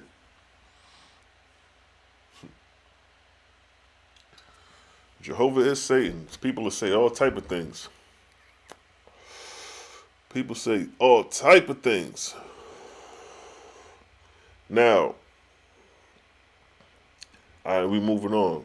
The spirit of such fathers and mothers shall, all right, let's go back up one. For whoso, all right, so we read that whosoever is pure in flesh and spirit shall bring forth hairs unto resurrection, which shall be little or no bondage to the spirit after death. See that? But whosoever marriage for the earth only shall bring forth hairs of bondage. Meaning that if you only marry for material things, you see no girl and you like it because of material things, a lady see a man because of his material things, and they link up based off that material desire, it says you're going to bring forth hairs of bondage and debauchery, and sin shall come upon their hearers of that marriage. See that? Because a lot of these kids that grow up wealthy, they spoil as fuck. They spoil, they stingy, they all type of things. Not all of them, but just showing you that example. Those who's born with that silver spoon in their mouth, they stingy. They spoil. So here it says, the spirits of such fathers and mothers shall fall in the graves in heaven, and long shall be their bondage in Hades. See that? Flesh eaters seek their partners according to the impulse of the flesh. Oh, I like Shorty because she got a bad body. Oh, she like him because of this, that, and the third, right? So that's what it's saying here. Flesh eaters seek their partners according to the impulse of the flesh, and as to the temptations thereof, and according to the riches or caste, all of which are earthly considerations, and for themselves only, and in no grade and no regard as to what their heirs will be. So you got those who link up with people just because of their materialistic gain, and when they had them children, and them children is spoiled and giving all up materialistic things, those be the ones you got to watch for. Because when they don't get what they want, they turn into monsters. I can tell you some stories. But, it said, all right, so check it. For themselves only, in no regard to what their heirs will be. And their offspring come forth in darkness. They are void of suas, the ability to hear and see angels. Void of heavenly aspirations. And dumb as to the voice of the Creator. So people who are caught up in this materialistic things, they are totally devoid of spirituality. You know what I mean? The Creator and the whole concept of that. The ancestral, not worship, but the ancestors, the spirits of the dead and all that. They don't consider that. Look at some of these wealthy people now. I mean, they're not thinking about no Creator and the spirits of the dead and shit like that. Or the spiritual world. And they ain't thinking about that. They thinking about their stocks, their e-com, their bitcom. And ain't nothing wrong with that. You know what I'm saying? But they just showing you that a lot of people born in that world are not spiritually inclined. It says, they go about saying, I see no all person, I hear no unseen. Nah, I believe not that any man have seen or heard him. Herein was it revealed to thee of old. Some are born of the beast, some are born of the spirit. See that? Which I declare unto thee, O man, is the interpretation of all the poverty, crime, and war there is in the world. This is the fountainhead which thy God would bring to the understanding of all people, but there are many, even hundreds of millions, that cannot be made to appreciate this. Nevertheless, the kingdom of peace and righteousness shall not cover the earth over until this understanding be by all men and women. See that? Whosoever understandeth this, let him wed accordingly. And let such people be as societies to themselves in this day. No mark of circumcision is required, but men and women shall converse on the ways of the Creator understandingly. And when thou hast children born unto thee, thou shalt more consider the place of thy habitation, as to the temptation that thy dominion over them. So it's saying, like, consider the place where when you start having kids, consider the environment. When my mother had us, she was like, yo, I don't want to live with me. I'm not raising my kids in New York. Boom, she got out of there, moved south. We've been here ever since. You know what I mean? Because sometimes I'd be like, damn, if I would have stayed in New York and lived up there, no telling what I would have got into. Because we was living in a rough neighborhood, East New York, Brooklyn, right across from Linden Boulevard housings. So growing up in that environment, nigga that got killed, been in jail, or survived and just would have had, you know what I mean, a lot of experience that come with that life, that come with some of the major cities.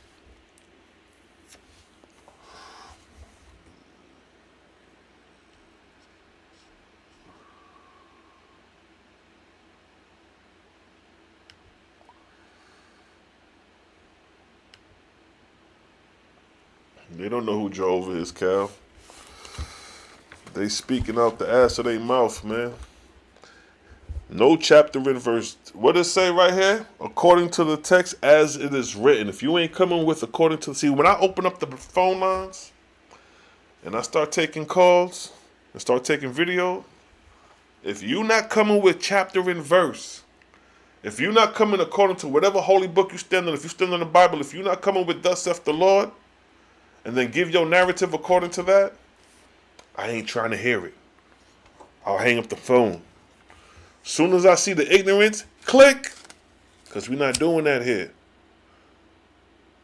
If your book is the holy word of God, Your book should be able to speak and hold its own merit without you having to get in the way and speak for it. Lean not on thy own understanding, right? Ain't that what it's saying in Proverbs? Add or not take away. Y'all be adding all type of shit. Jehovah is Satan. Nigga, where Jehovah is Satan in the Bible at? Where that's at? Show me where Jehovah is Satan in the Bible in those phrases. Show me that. When Jehovah's name was mentioned in Abraham, Genesis 22:14, so Abraham's Jehovah. Jehovah said, Abraham named the place Jehovah Jireh. So Abraham is following Satan now. Moses, chapter 6, verse 3, when it says, by my name Jehovah was I not known to Abraham, but by the name Almighty God, Shaddai. But by my name Jehovah was I not known to Abraham. So Moses was telling Abraham, Satan wasn't, get the fuck out of here with that nonsense. See, that's what I be saying. When you don't have chapter and verse to back your quotes, you sound ignorant. Because you standing on nothing. At least stand on the merit of your doctrine if you're going to make a statement. It's like, wow, we dealing with children here. We back in elementary school. But that's the works of of true God. We got to work with the lowest. We got to work with the special ed kids. We got to work with those that are unripe. We still unripe, and we got to work with those who are worse or unripe than us. You know what I mean? It's a big struggle.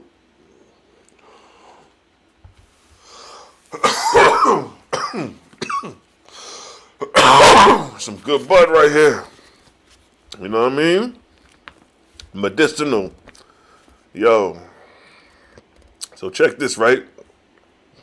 Here's some verses where the Israelites fell under the inspiration of Baal. I'm just jumping from verse to verse, chapter to chapter, because it's a vibe, though. And then the vibes, it ain't no set topic.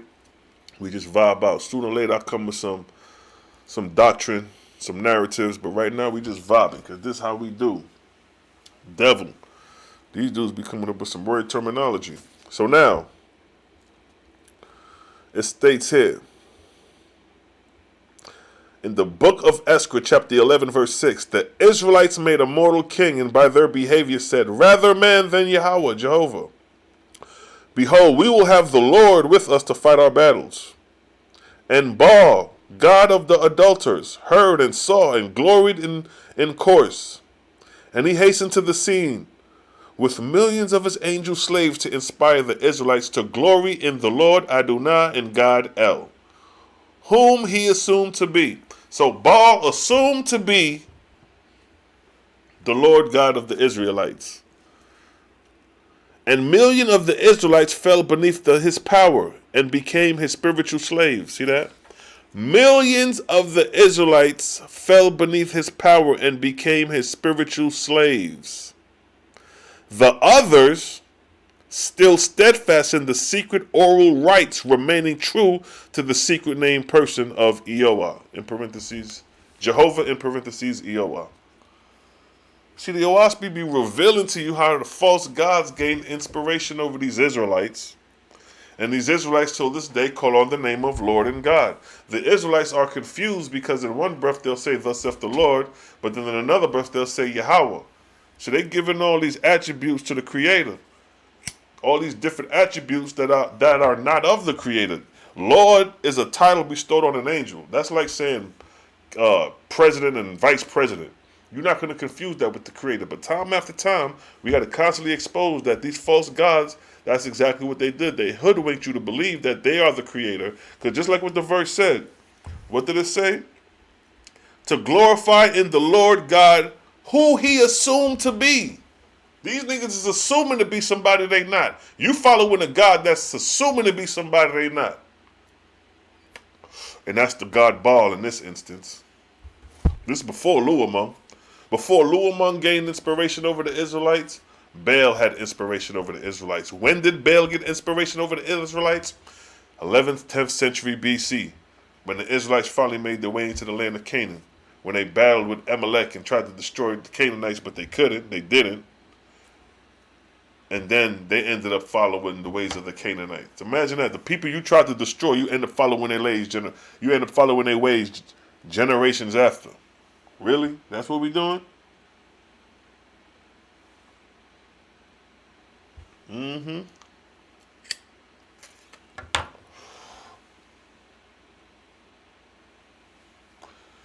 Yes, Jehovah. No, God is one with Jehovah. Because God is a title bestowed on an angel, and it's the duty of the angel to be one with the Creator. The Creator sets the decree, the covenant, the order, and then it's true God's duty to follow that. But there's even ranks above that, because see, true God really gets his orders from the Etherian angels, and the Etherian angels are inspired by the Creator. Everybody's inspired by the Creator, but the direct inspiration at the beginning of this arc cycles of 3,000 years come from the Etherian angels. And to show that, to prove that, because see, Jehovah deals with system and order.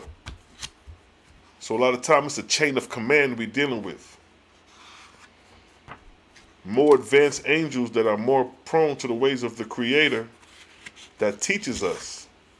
Because we're not going to see the Creator like we see our fellow brethren. But our fellow brethren we do see is going to be other deities who's been in the realm longer than you or shorter than you.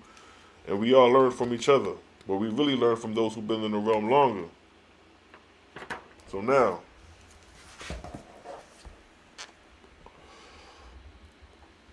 to show that the Etherian angels are in charge, in the book of Synopsis of 16 Cycles, it states, during a cycle, the earth and her heavens fall in the Etherian regions of hundreds of Etherian worlds, where dwell Jehovah's high-raised angels, whose chief have to do with the management of worlds. See that? So these Etherian angels deals with the management of worlds. During the time of an arc cycle, the earth is therefore under the control and the management of such of Jehovah's angels for the resurrection of man. See that? They're here for the resurrection of man. What is the resurrection? Like I told you before. The resurrection of man is to ascend from the first, second, and third heaven to graduate into the Etherian realms.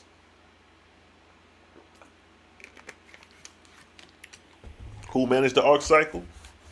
The Etherian angels. It says during a cycle. What is a cycle? An arc cycle is 3,000 years. So it says, during 3,000 years, the earth and her heavens fall under the Etherian regions of hundreds of Etherian worlds, where dwell Jehovah's high-raised angels. So Jehovah's high-raised angels dwell in the Etherian worlds. Something that's not mentioned in your Bibles. So your Bible doesn't even have high-raised angels, because if they did, it'll be mentioned. During the cycle, the earth and her heavens fall in the Etherian regions of hundreds of Etherian angels, where dwell Jehovah's high-raised angels, whose chief have to do with the management of worlds. During the time of 3,000 years, the earth is therefore under the control and management of such of Jehovah's angels for the resurrection of man on earth. The resurrection meaning for man to graduate, to inherit the Etherian kingdom. Like I stated in the book of Jehovah, chapter 2, verse 2, it states, death I made that man may inherit the Etherian kingdom. So the resurrection of man is to inherit the Etherian kingdom. And now it states here, during the time of a cycle, the earth is therefore under the control and management of such of Jehovah's angels for the resurrection of man of the earth. At the time of the creation of man, the earth was traveling in the Ark of Wan, where dwelt thousands of Orion chiefs with thousands and millions of high-raised angels. So OAHSPE is showing you the ranking of angels. Orion chiefs, Etherian angels, archangels. And these are angels that are higher than the atmospherian God angels. See, the atmospherian God is just God of heaven and earth. So when we say God, he's just the rightful ruler of this heaven and earth. But then you have the angels above the atmospheric God belonging to the heavens and earth. Above you got the Etherian angels, the archangels, the Orion chiefs. These are angels that are higher in rank than God of heaven and earth. And a lot of times these high-ranking angels, at these appointed times, the harvest times and that 3,000-year periods, they come down and instruct God through the Creator, the words of the Creator, on what to do. So if we're in a stone age and it comes a time where man is dealing with the technology, and man is ready to deal with, let's say, technology, the Etherian angels will come with the assignment. They'll give it to true God. The Etherians will leave, go back up to the higher heavens, and true God will give the lessons, the inventions, the technology, whatever the case may be, to be distributed within his heavenly kingdom. And then that will be distributed on earth and be inspired through mortals on earth. So OAHSPE shows you what heavenly proceedings, and it shows you the ranks of angels on a whole nother level.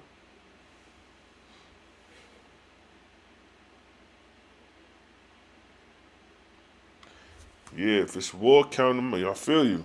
We don't do war and destruction. If your God is a God of war and destruction, we already know that's a false God. We already know that's a false God. Any God that deal with war and destruction, he's going to prepare your soul to be born in chaos.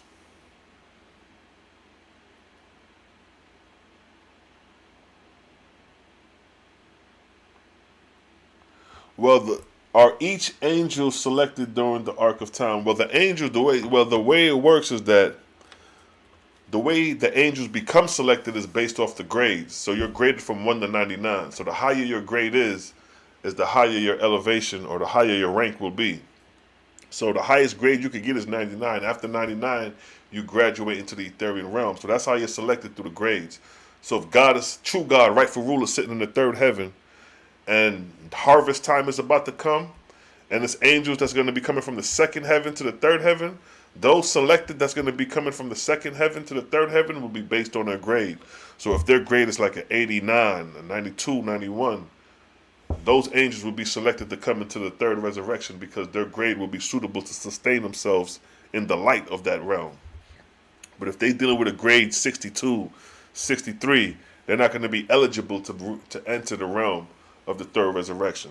So that's how you selected based off the grades. Based off your grades, not only your grades, but your grades, your wisdom, your intelligence, you know what I mean?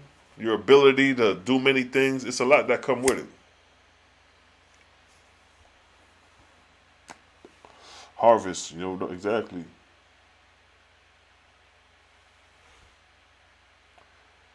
Sharice, I see you. I see you going crazy in there, Cal P. Cal P want that fire, yo. I'm gonna get him. We gonna get you on, and we're gonna start having these debates on my channel. But they gotta be respectful with the challenges. Cause see, OAHSPE got a lot of people who read the Bible. It's a lot hanging over the Bible. That's why we kind of punked the Bible a little bit, talk our shit. It's just in good faith, in good sport, friendly fire. Nothing to be taken like we hate you and we can't stand you. Now, y'all may take it that way because the way we go about exposing the fake, the gods in the Bible. You know what I mean? A lot of y'all gonna take that to heart. Oh, you're going to hell. You know what I mean? You're gonna be destroyed. Yeah, see, y'all say that. We don't say that type of shit. We say your false God is gonna lead you into warfare and you're gonna die on the battlefield and you're gonna be born in spirit and chaos. See, we'll say that based off the characteristics of your God. But we're not going to say, you niggas going to hell because you don't believe in the doctrine. Or you said, you could call Jehovah, whatever you want. See, a dude just called Jehovah Satan in the chat. You think that bothers us? We laugh at that. Because we know that's a level of ignorance and a level of lack of knowledge from those individuals who think and move like that. You can tell that they're not well read. They're not well studied. They just talking shit, as we say. But I love it all, the good, bad, and the ugly. You know what I mean? That's why I wanted y'all to see this side.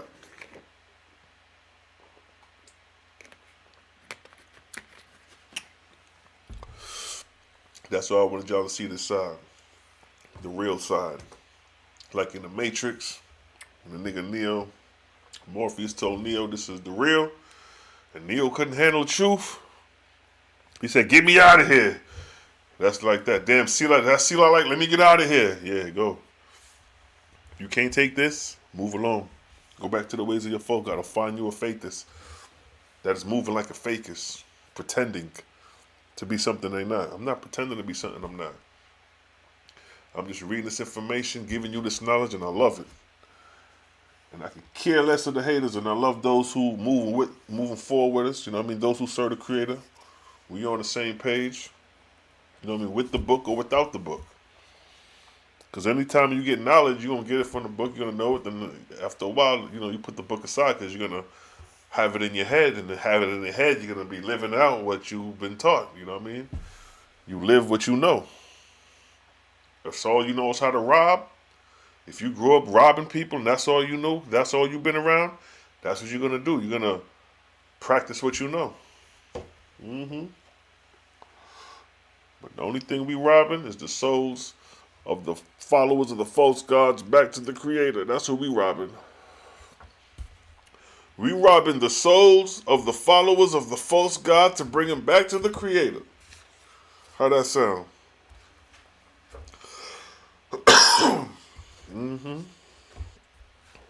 Yeah. OAHSPE is an ill-ass book. There's so much to touch on. So much various topics to touch on. It's a wonderful thing. We just read how the Israelites was inspired by the false god, Baal. Now he gained inspiration over them.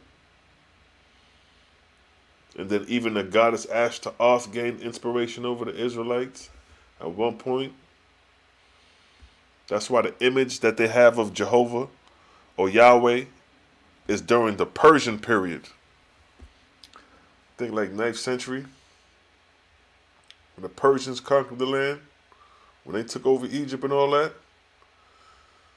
Yeah, yo. OAHSPE gives you the same time period when these events happen. So for this book to be automatically written and to fit the time period in history, find me a better book that could do that. Type up some shit within 50 weeks that could top OAHSPE, and I'll give you all the props in the world. I'll give you all the kudos if you could do that. I'm not a hater. I don't give a damn about who wrote it. If that shit is a goddamn good read, it's a good read. That shit dropping some gems, it's dropping some gems. So here, let me just read some of this right here. Pretty good info. It's in the book of Esra. Chapter, 17. Where I want to start at. Alright, verse 5. And now was God's attention directed to the Hebrews, the faithless of Western Arabia, where the god Baal had gained access and power. See that? Having affiliated with one, Dagon, a false god located in those regions. See, OAHSPE is telling you these false gods' presence among the Hebrews in Western Arabia, right? Maintained 6 earthly oracle houses and a small heavenly kingdom of his own. So that's what Dagon maintains. 6 earth oracle houses and a small heavenly kingdom of his own. Oracle houses. What are oracle houses? Oracle houses is the place where the oracles communicate with the spirits. And who's in charge of those oracle houses? Dagon. So Dagon angel emissaries will go to the oracle houses, speak to the priests or the oracle is the priest, whether it be male or female. Their duty is to communicate with the angel or the deity. The deity would speak. Sometimes it'll show himself and speak face to face. Sometimes it'll just speak invisibly. And the mortal will hear. The priest, the oracle will hear the words of the deity. And if it's something that they got to write down, they'll get pen, paper, papyrus, and they'll write the words of the deity in the oracle houses. And once the words are written, the deity may say, now go take these words to the king and tell the king to proclaim it and put the stamp on it as law. And the seer, the oracle, the priest take that message, give it to the king put the seal on it, and that's how law, statutes, and commandments are governed and given from the spiritual to the physical through spiritual communication. And it came to pass that the Hebrews were a divided people. A small minority of them still worship Yahweh or Jehovah, having colleges of prophecy and places of learning. See that? But the great majority, see that? The great majority, meaning the majority of the Israelites, of them were worshippers of the Lord Adonai and God El Elohim, believing the Great Spirit was only a large man in heaven, after the manner of Baal, Dagon, Ashtoreth, or other gods. So here you have it that the Israelites was split. Those who still were steadfast to the ways of the Creator, and those who started following Adonai El Elohim. And who do you Israelites call on today more than anything? Thus saith the Lord. If it's not thus saith the Lord, it's whatever y'all be saying. That's what y'all be saying. So I'm showing and proving that the OAHSPE is showing you that it was a difference between worshiping Yahweh only in comparison to worshiping the Els and Elohims. Because keep in mind, the Bible starts off with Elohim. You don't start off with Yahweh. You got to consider that now. If Yahweh's the creator, or if Yahweh's the most high, why is Yahweh not mentioned in the Genesis creation account? It's Elohim. And we can't put a twist. We can't add what's not there. We can't say, oh, those Elohims were working for it. No, you can't say that. It don't say that. It say God created the heavens and the earth. Elohim, the gods created the heavens and the earth. The first, second, third, fourth, fifth. When they got to the sixth day, they said, let us make man. That's where you could prove that it was more than one God. So you're dealing with a group of deities that's falsely creating the heaven and earth in your creation story in Genesis, while in the OAHSPE is showing you that a point where the Israelites split and started worshiping lords and gods. And it was a God, a Elohim, that gave you your creation story. So ponder upon that. And let's run that back. And it came to pass that the Hebrews was a divided people. A small minority of them still worship Yahweh, or Jehovah, having colleges of prophecy and places of learning. But the great majority of them were worshippers of the Lord and God, believing the Great Spirit was only a large man in heaven, after the manner of Baal, or Dagon, or Ashtaroth, or other gods. See that? So you had these Israelites worshiping false gods, but you had a small minority worshiping the Creator. Verse 7. God said of them, though they pretend to be of many kinds, I see but two, those who worship the ever-present Jehovah, and those who are drifting into heathenism. What is heathenism? The worshiping of many gods or tribal gods. So that's what God said. I see. That's the only two I see. Right? So then it states, my eyes behold the true faithists, the true Israelites, with colleges and with books of learning. So the true faithists, the true Israelites, had colleges with books of learning, meaning that they were educated. They just wasn't sitting around saying, holy, holy, holy, holy all day, or bowing to the Lord God, or just regularly reading law, statutes, and commandments over and over. Thou shalt not do this, thou shalt not do that. After a couple times, you know that. You ain't got to keep telling me that, right? But here it's saying that they had colleges and places of learning. And even in the book of Daniel, chapter 1:4 states that when espionage wanted the children of Judah, it described them as being cunning, wise, having a knowledge of science. So Daniel and them was of the true followers of the Creator. Now, it states here, man, it says, my eyes behold the true Israelites, the faithists, with colleges and with books of learning. But as for the others, they are becoming consulters of the oracles, spirits, the same as the heathens. See that? How can they remain a united people? The gods of one city and temple teach one doctrine, and the gods of another place teach another doctrine. Ain't that the case with the Israelites? IUIC teach another doctrine from IUSPK, whatever that group is. HUI teaches something different than AOC or GOCC. Divided doctrines based off their Lord, thus saith the Lord their God. They're not following the Creator, they're following a divided doctrine. So it says, the God of one city and temple teach one doctrine, and the gods of another place teach another doctrine. Verse 10. God had previously sent Ebenezer, one Jerub, with 10,000 assistant angels, strategized to be with the kings of the faithists. To be with the king of the faithists. Jerub now asks other 10,000. Jerub now asks for other 10,000. 10,000 meaning the 10,000 angels. And God sent them to him. And God said unto Jerub, here's the catcher. A war will presently result between Baal and Ashtaroth and Dagon and Hagoth. And these gods will not only war in heaven, but they will carry their battles down to mortals. See that? I keep telling y'all, these wars you see going on earth are inspired by the wars in heaven. See, it transpire in heaven first, and then they bring their wars to earth and inspire mortals with the same influence of warfare. So the Ukraine war and that whole Russia shit is spiritual as well. Don't get it twisted. And it states here,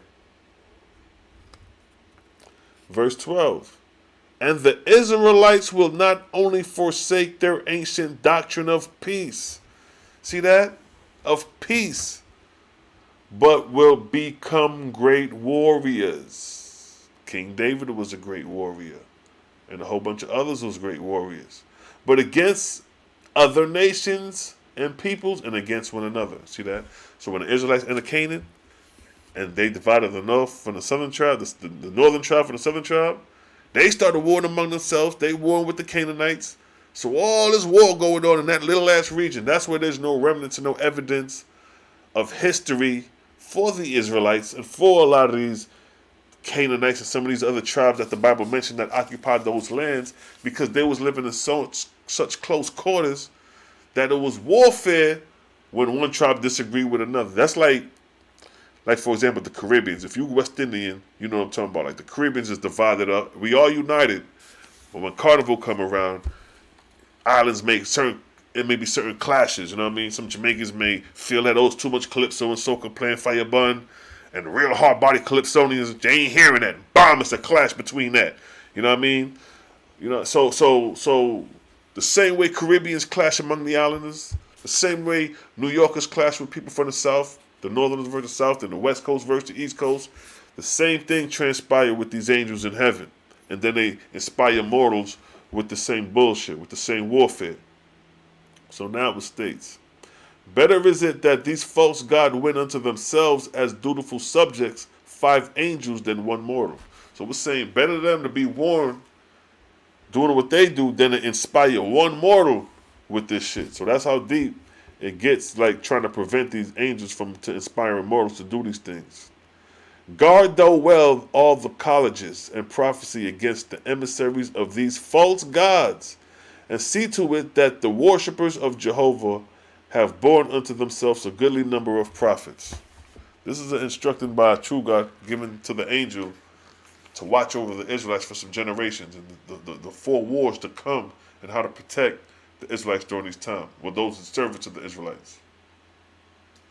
I mean, those in service to the Creator.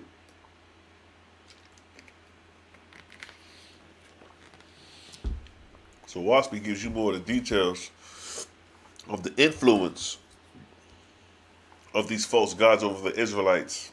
So you know that, okay, well, at this particular time, it wasn't the Creator, or the Israelites wasn't under the Creator at this time. They was under this God. Okay, at this time, they was under that God.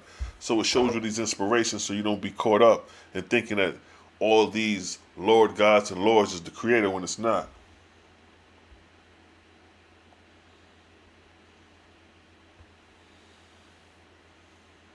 That's right.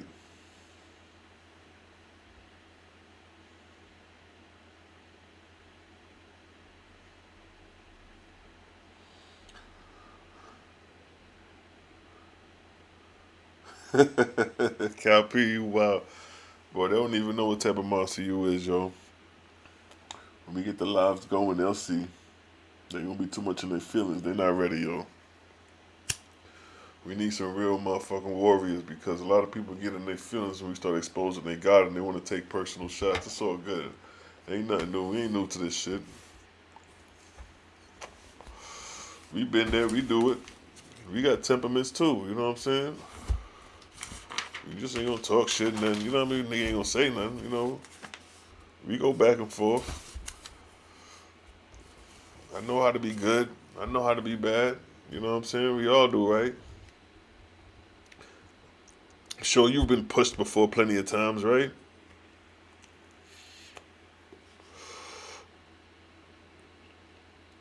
Yeah, but the Trinity Wars, that's another good segment to see what took place in the past. The Trinity Wars. Nigga Cal P. Yeah, that's my dude right there. Detroit. You know what I mean? That's what I say. I dealing with a whole nother breed. Detroit, whole nother warrior spirit right there. But yeah, we just vibing on this joint, man. Another dope section of the OAHSPE is the book of Cosmogony and Prophecy, where it talks about the science. Oh man, the hell with the false gods. You know what I mean? It's a section in the book Cosmogony and Prophecy deal with the science, the essence of creation, how things are created. That's why I say if you don't understand the vortex, which is the principal thing in creation, then you cannot understand creation. The vortex is principle. It's the principal key. And keep in mind, the vortex is the essence of the creator. The vortex is the unseen part of the creator. The creator said, I am seen and unseen. This unseen is the vortex. The seen is that which the vortex manifests, which is the celestial bodies. Sun, moon, stars, planets. OAHSPE describes that the vortex is responsible for producing it. So by understanding the vortex, the unseen, and how the unseen functionally works to produce the seen, you're understanding the ways of the creator. You're understanding the body of the creator. You're understanding the progression of the creator. Like, for example, see, that's why that 7-day creation story is bullshit, because in the OAHSPE it states that the same principle applied to all stars, sun, planets, and moons, differing in manifestations on account of size, motion, density, and relative place. So here it's saying the same principles apply to all. So ain't no, the sun was created this way, the earth was created this way, and the moon was created this way. All of them started off the same way, is what the OAHSPE is saying. Principally, the exact same way. So the book of Cosmogony and Prophecy, chapter 1, where it touches on the vortex, coincide with the book of Jehovah, where it states here,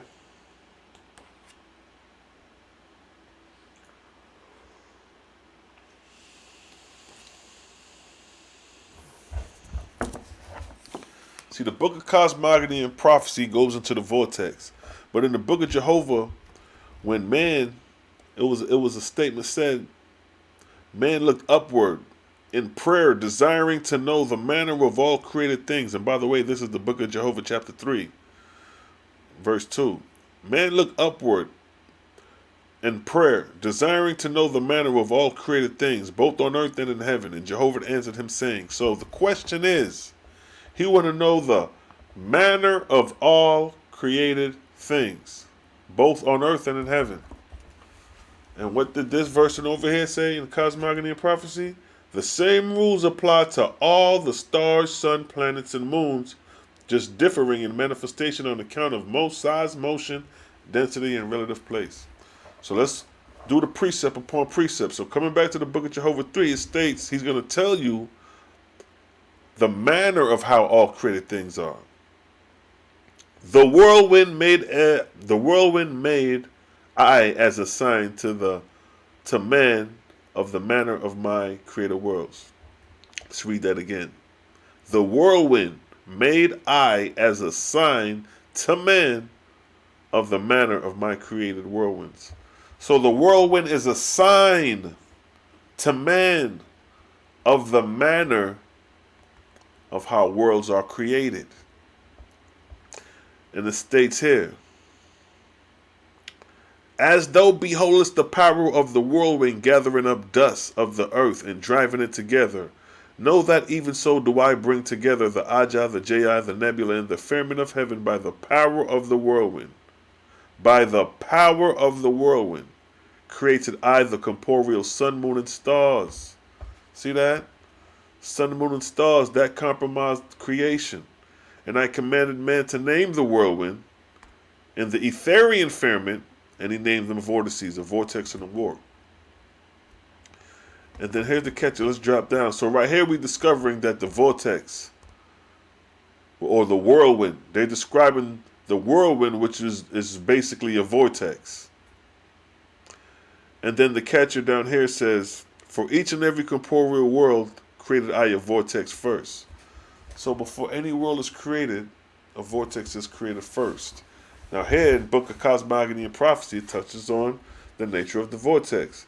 So in verse 2 it states, the earth floats in the midst of a vortex. We just read that the vortex is responsible for producing the corporeal world. The earth is the corporeal world. So the earth floats in the midst of a vortex, the outer extreme of which is somewhat beyond the moon. The vortex is globular, corresponding to the form of the earth, with slight differences, which will be pointed out hereafter. Vortices are not closed at the ends. Some are open at both ends. The vortex turned the earth on its axis with its own axial motion. Consequently, the outer part of the vortex has a greater velocity than near the earth's surface, which has an axial motion of 1,000 miles an hour. So it's saying that the vortex on the outer extreme move faster compared to the part of the vortex near the earth is slower. So now, the moon had the vortex surrounding it also. So the moon got a vortex. See, the moon wouldn't be if it didn't have a vortex, which had the rotation action once a month. But being an open vortex, turneth not the moon. So OAHSPE give its explanation of why the moon doesn't turn, because the moon vortex is an open vortex. And as it stated up here earlier, vortices are not all closed at the ends. Some are open at both ends. So you have some vortices that have a gap, it has an opening in it. So they're saying that the moon has a vortex that has an opening in it, and that's the reason why it don't spin. So it may come a time when that gap may close up, and the moon, can you imagine if the moon was to start spinning? If you look up one night and the moon's spinning, all of a sudden that shit got a rotation. That shit will blow the mind of the people out of here. But OAHSPE shows that the moon's vortex is an open vortex, and that's why it doesn't spin. It says, all vortices do not lie in contact with the planet, in which case it is called a dead planet. The semi-diameter of the moon's vortex is 10 times the moon's diameter, and the semi-diameter of the Earth's vortex is 30 times the Earth's diameter, with variations which will be explained hereafter. So it's showing you the extent of the vortex. So the Earth sits in the center, while the vortex is engulfed with a great diameter. It's like, what's a good example of that? Like you got a big ball, like say like a basketball, and you pinpoint the center, and all that surrounding is the vortex, and that small center, that small dot is the Earth, but all that space is the vortex that surrounds it. So it's like having a big ass circle in the circumference in the center, and all that in the circumference to the border extreme is the vortex, and that center dot in the center would be the Earth. So that's what the OAHSPE is showing you, how vast the vortex is, how big the shit is, actually. Now it says the outer rim, 42,000 miles broad, of the moon's vortex hath a revolution axle with Earth once a month. The swiftest part of the Earth's vortex is therefore about 15,000 miles this side of the orbit of the moon. So they're giving you velocity frequencies, velocity speeds, and all that. So the OAHSPE, like, this is the cosmogony and prophecy. It gets deep into the science. I'm just reading a couple verses just to show you how it touches on the essence of creation. This is way different than your 7-day creation story. So what's that? From the swiftest part of the Earth's vortex, its force its force is towards the earth's center. For if there were no earth at present, the vortex would make one presently. I said, wow, look at that. So if the earth wasn't here, the vortex would produce another one. Things fall not to the earth because of the magnitude therein, except as hereinafter mentioned, but they are driven towards the center of the vortex by the power of the vortex. So that which we call gravity, which people say, oh, gravity don't exist. Well, it's not that gravity don't exist. It's the Vortexian current driving from the outer extreme, driving to the center. All the force of the vortex is coming to the center. That's why we just don't float off. When you jump up, you coming right back down. That's Vortexian current. And it states the greater diameter of the vortex is east and west. The lesser diameter is north and south, with inclination and oscillations relatively like the earth. The name of the vortex, the name of the force of the vortex is called Vortexia, which is positive force. Now, let's go back to the book of Jehovah. Let's go get that precept. Because it says that positive force is, what does it say again? Let's get it. It says the name of the force of vortex is called Vortexia. That is positive force. What did OAHSPE say here? Being positive was called he and him. The all motion was his speech. So the Creator is showing you that we're dealing with power, the Vortexian power. So it states here the name of the force of the vortex is called Vortexia. That is positive force because it arbitrary and exerts east and west, as in the case of a whirlwind turning, as in the case of a wheel turning on its axis. Its force will be at right angles with this axis, the extreme center of which will be no motion. For which reason the north and south line of the earth vortex is called the Vortexia, or the negative force. So we just described the positive, which exert east and west. Now the negative force exerts north and south. So this is the positive and feminine energy of the Creator in the essence of creation.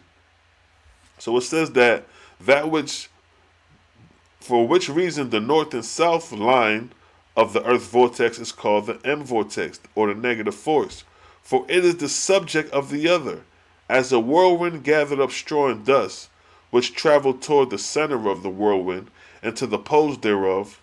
Even so do corporeal substance incline to teach the poles of the earth vortex, to approach the poles of the earth's vortex. Let me run that. Even so do the corporeal substance incline to approach the poles of the earth vortex, which may be proven by posing a magnetic needle. In the early times, the earth was longer north and south than east and west. But the vortex, the negative power, being less than Vortexia, the earth assumed the globular form, which was hereafter, attained east and west. Then it again turned to adapt itself to the polarity north and south. So it's showing you like the earth literally pulsates, because it states that in the early times, the earth was longer north and south than east and west. See that? So if it was longer north and south, now it's east and west, that's like a pulsation. And that's why they may think the earth flat, because it's spread out east and west, while north and south it was longer up and down. But that's a whole nother story. But it's just showing you that even the earth goes through changes geographically. Verse 12, and these various turnings of the earth, the same force of the earth exerts ever to east and west, by which behavior every portion of the earth have been to the east, to the west, to the north, to the south, which proves the rocks and boulders and mountains of the earth. Wherefore it is shown there is no north-south polar power in the earth as such. Furthermore, the iron mountains show they attract east, west, north, and south without any regard to central polar force in the earth, wherein mortals have been taught erroneously in regard to two things, or two powers, which do not exist, as they have been hereafter set forth. These are the attraction of gravity in the earth.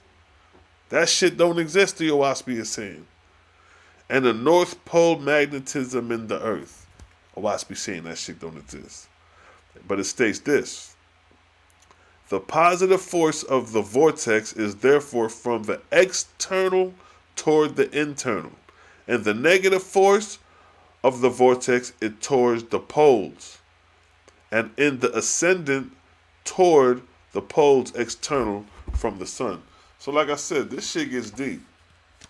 Just reading a couple of verses just to show you the level of this OAHSPE when it comes to the cosmogony and prophecy, and dealing with the essence of the vortex and how it supports corporeal worlds and the variables that come with it. So we're just not no one-sided, God created the heavens and the earth and they're the end. Nah.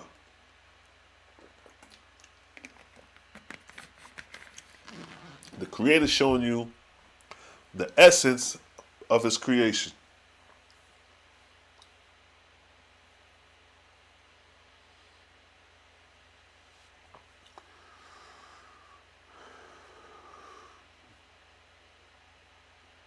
That's right. Tornadoes is an example of a vortex. There can be millions of tornadoes at a time around the world. Exactly. Now, so you got tornadoes are examples of the manner of creation. Hurricanes are the manner of creation, how things are created. Cyclones. You see that? All these examples in nature show what the OAHSPE is saying about the manner of His created worlds, of how the whirlwind made I as a sign to man of the manner of my created worlds. So the OAHSPE is showing you system and order here. That's the beauty about the book. It shows you system and order. It doesn't contradict its words when it comes to the essence of creation. For each and every world created I a vortex first. So it's showing you principle. It's showing you rule. For each and every world created I a vortex first. So we was like, all right, well, what is the vortex? If the world just didn't blot into existence, what is the vortex? And then it explains the vortex. See what I'm saying? That's the beauty about the OAHSPE. System and order.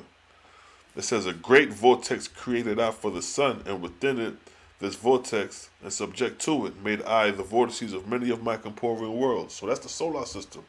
So the sun is the center of the vortex, and then within the sun's vortex, you have the other planets, which make up the solar system. The sun is the head honcho. The sun is the head nigga in charge.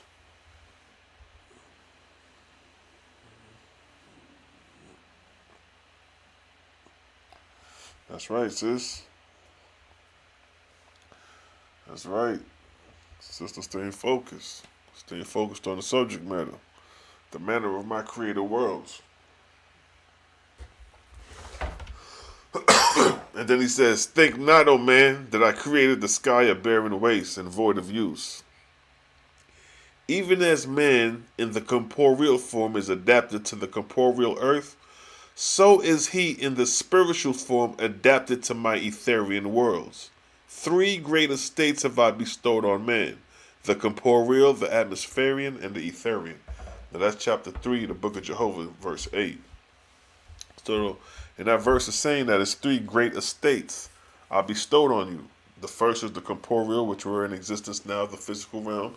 After we cross over and die, you got the atmospheric world, which we progress through from the first, second, and third resurrection. These are the estates there. And then we got the Etherian realm, when graduation, when the harvest time come, and the Etherian angels come to assist us to graduate us off the planet. and then we inherit that realm and those estates. See that? So with the OAHSPE, it lays it out for us. We ain't going to be sitting around saying holy, holy, holy around 24 elders on in the New Jerusalem. We up and out, bam, we out of here when graduation comes.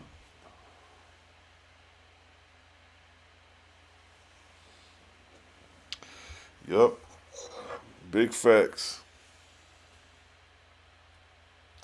It's big facts. Every day's about growing and learning. That's what we do, yo. You see how big this OAHSPE is? Hell yeah, it's a lot to learn. And we just touching on subjects because it's a vibes, you know what I mean? Touching on subject matters. Building on these high levels of spirituality. Showing you the influence from the good to the bad to the ugly. Showing you the good, the bad, your own habits. The OAHSPE exposes you as an individual, shows you your own shortcomings, show you where you need to work on and improve on with each and every one. That's how we move it. We don't sit around and be hypocritical over here. Hypocritical. It's a vibes. That's what the name of the show. It's a vibes. That's just how we move, and you dig? That's right, Cal P. It's a vibe. They don't understand, yo. They don't understand, but they soon will. It's a vibe. Let's vibe out to some nice music, you dig? Because it's a vibes. Let's go into the cosmos.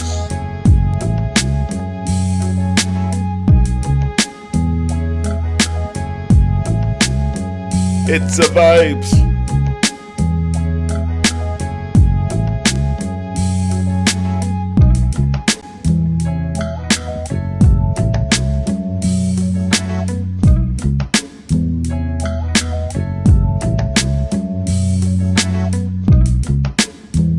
It's a vibes.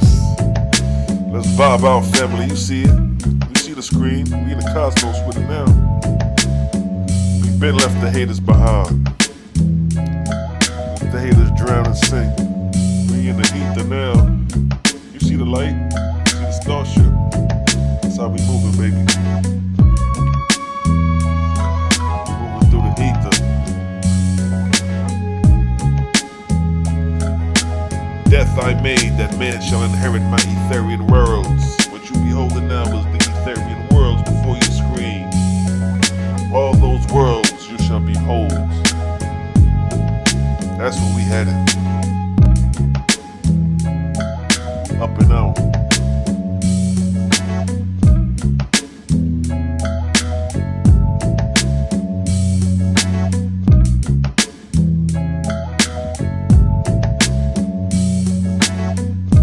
Ram, I see you. The Vortex, indeed.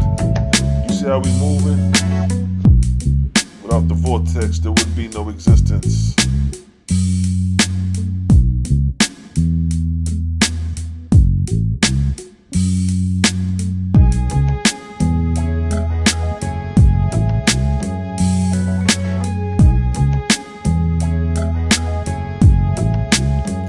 It's a vibes.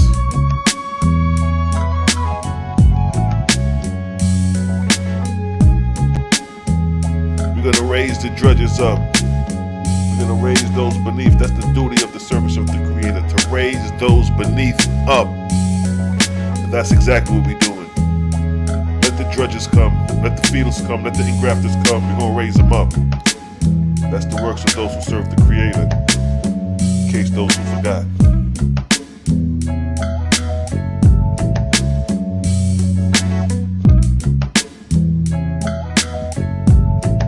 Mercy, I seen you. Exactly. Ezekiel spoke of the same thing, the will within a will. He was taken up in the vortex.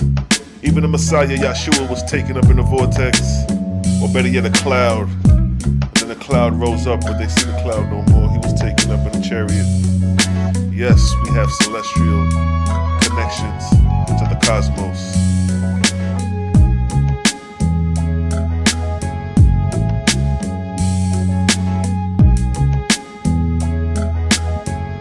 Shalom, family.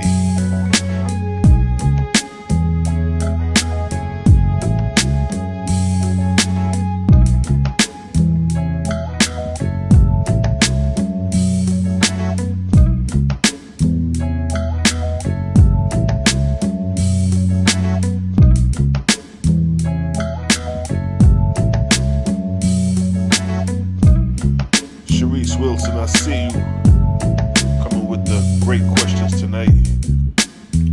The sisters always come through with some great questions. Stay focused on the path. They stay focused on the message. Sometimes a few people get sidetracked from the message, focusing on the wrong things, but that's good. Sometimes it's always good to plant that monkey wrench to see what people are focused on. The message or the messenger. Let's stay focused on the message.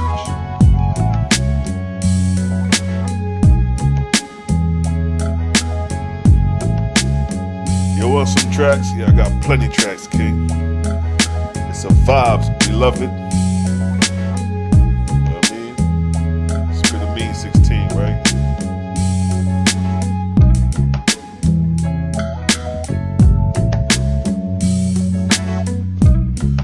Six carbon cells.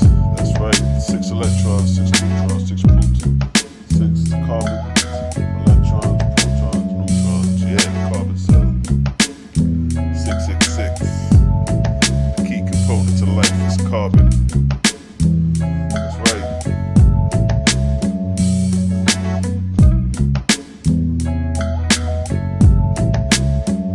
It's a vibes.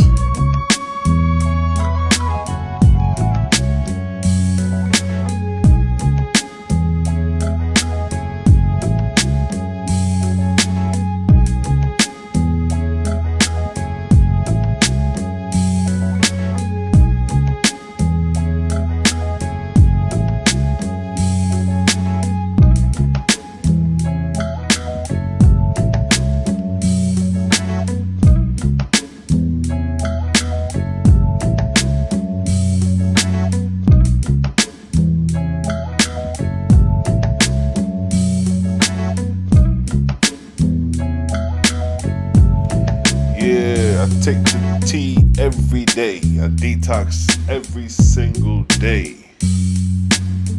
That's why I'm not worried. Detox. You ain't gotta take much. I mean, you can take a sip a day. Because the potency is so strong. You take a sip, follow it by 4 glasses of water. Because water's the key component. Water's the key component. Water's the key component when you're taking the herbs. You want to take the herbs with plenty water. That's the key right there. That's the catcher. You know what I mean? There's a couple more questions. Chicago rocking with me, man. I love Chicago, beloved. I ain't even gonna hold you. My big homie that raised me, he's Chicago South Side. You know what I mean? I ain't been there, but I love Chicago in a beautiful way, in a crazy way too, because there's a lot of killing that goes on in Chicago. So it's like they fond of dealing with the essence of death. You know what I mean? There's a lot of spirits lingering out there in the Chicago streets.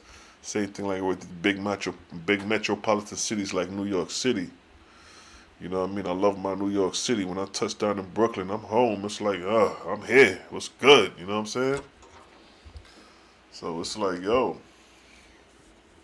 Chicago, I'm gonna touch down there one time, man. May come up there and do some scenes for my show.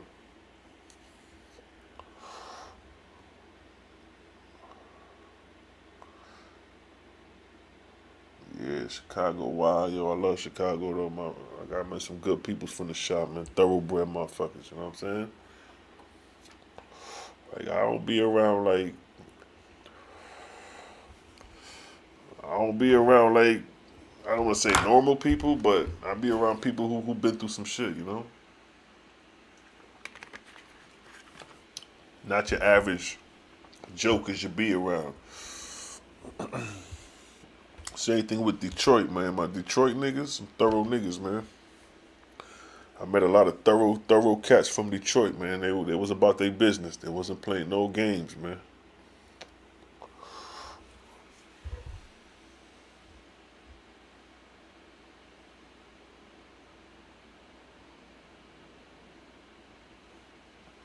Mercy, no doubt. We all go through those stages, you know what I mean? You know, so, you know, it's levels to understanding things, you know what I mean? That's why even in the scriptures it talks about, you know what I mean, feeding on milk before feeding on steak or whatever. So, you know, everything comes in the proper time, but, you know, when you hear the truth, you hear it. You may resonate with it, but you may not understand how to pick it apart yet. You know what I mean? That comes with time, wisdom, patience. Some things come with time. You could be a 17-year-old smart ass kid, but when you turn 30 and you look back when you were 17, you're gonna know that with time, some things came with that a book couldn't give you just reading it overnight or just studying it.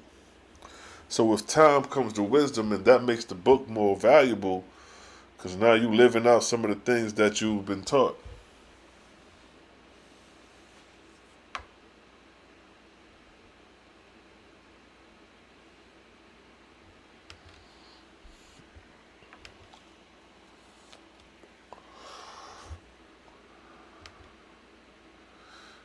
Yeah, we don't got time for that, so yeah though.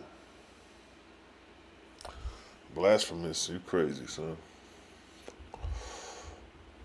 You don't deal with what's blasphemous is when you worship the Creator as a man in the image of a dude that look like you, right? Your God is a man. That's blasphemous.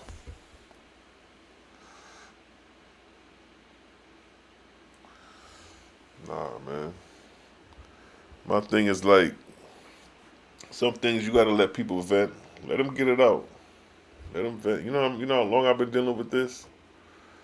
When I started this OAHSPE in 2009, the slander, the hate that came with it, that's nothing. That's play compared to the real challenges and wars that was going on back in the early 2000s when ain't nobody knew about this information when I was first bringing it out. I was catching a lot of flack. So this is play. I'm seasoned in this shit now, so I don't take nothing. I don't take nobody serious at this point. I didn't examine the text, examine the Bible, examine the Quran, the Book of Enoch, a lot of these holy books, you know what I mean, and examine the OAHSPE. And that's what you do. You gain the knowledge and you put all the books on the table and you weigh them. Which one is making more sense? Which one is standing out? And you yourself have no personal attachment to it. You just take it for what it is. So with the OAHSPE, I'm not telling you you need to go worship this book. This is the book of the Creator. If you don't get this book, you're damned. I'm not doing that. I'm not doing that. I'm not saying if you don't accept the words in this book, you're going to hell. We're not doing that over here. But if you got that Bible, that's what they doing to you in that Bible. With that Bible, they say you going to hell if you don't believe this God of this Bible. If you don't believe in Jesus, you going to hell. They'll tell you that quick in the Bible. They'll tell you that the Quran, the Hadith. If you don't believe in the law, you're going to hell and all that. But with the OAHSPE, we don't do that. We don't teach that. Ain't no need for that. Once you know this, ain't no need for none of that. That's play. Once you get this knowledge, or you get this understanding.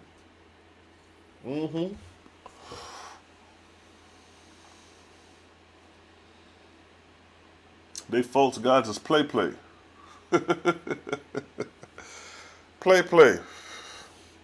They playing with you. They playing chess with you, man. Your false gods is playing chess, using you as a chess piece. Make a chess move. That's what's going on, yo. It's a sad thing, man. It's a sad thing. Maybe some of y'all, maybe you need to hit the blunt, man, because your false god got y'all going to hell after death, man. You're going to be cast in hell in a lake of fire following the God you following in the Bible. That's what he got you signed up for. But the God in our Bible, the true God, got us signed up for resurrection. Death I created that man may rise and inherit my Etherian realm. So it's a process of redemption for all souls, even if they fall, for you to inherit Etherian realms. But in your book, you're going straight to the lake of fire. You niggas is burning in hell. Now you disrespecting the shorties. Now you gotta go. How you get this cat out of here? Get him out of here. Y'all dudes is wild, man.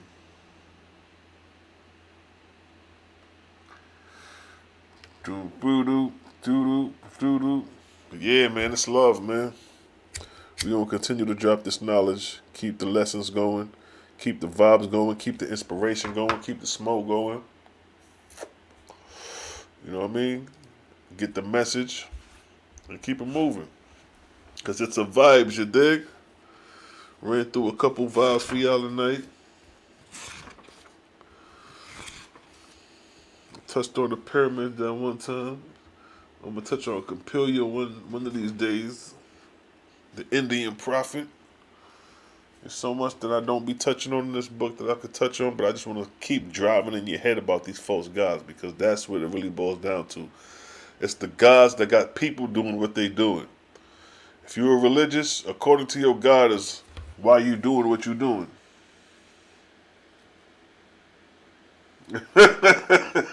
KP, you wild. Oh, man. Dudes be wildin'. How the hell I put him in timeout for 300 seconds? What the hell is 300 seconds, yo? YouTube be wildin'. This shit crazy, yo. But I love it. I love the bullshit. I love the knowledge and I love the bullshit. I'm with both sides. Do you know that in the OAHSPE that Moses didn't kill a person? That it wasn't Moses that killed the man? When I read that, I said, wow, it makes sense now. Because in the Bible, to me, it never made sense that Moses killed the man. I'm like, yo, that shit don't even make no sense. Why would he kill a man and then come with the law, thou shalt not kill? That's being a hypocrite, my nigga. It's like you can't tell me don't kill a man and you out here got blood on your hands. So let me see if I can find that verse real quick and see if I could expose that Moses didn't kill damn man. It was a lie from the Egyptians to stigmatize the Exodus. I said, wow. I said, this some cold-blooded shit. Ain't no where the book said that. Ain't no where the book said Moses did not kill a man. Except the OAHSPE. Where that verse at? Cal P, where that verse where Moses didn't kill a man at? Let me look for it. Oh, I found it. Never mind. I god dang on found it.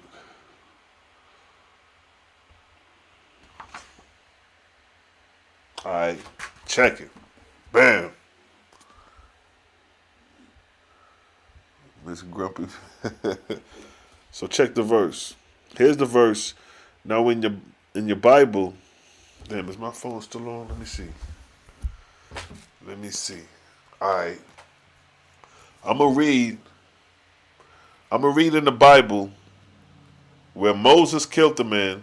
Then I'm gonna read in the OAHSPE how Moses didn't kill a man, but it was some shit made up by the Egyptians to stop the Exodus. That shit run deep.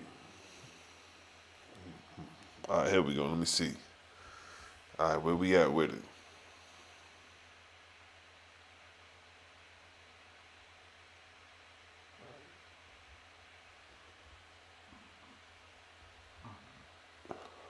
All right, check it. So, in Exodus chapter 2, right?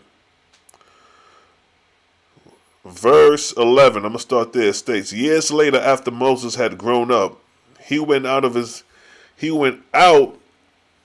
to his own people and took notice of their heavy burden. Here's the catcher. He saw an Egyptian beating a Hebrew, one of his own people. All right. Now here's the part where Moses, according to the Bible, is a murderer in this example given.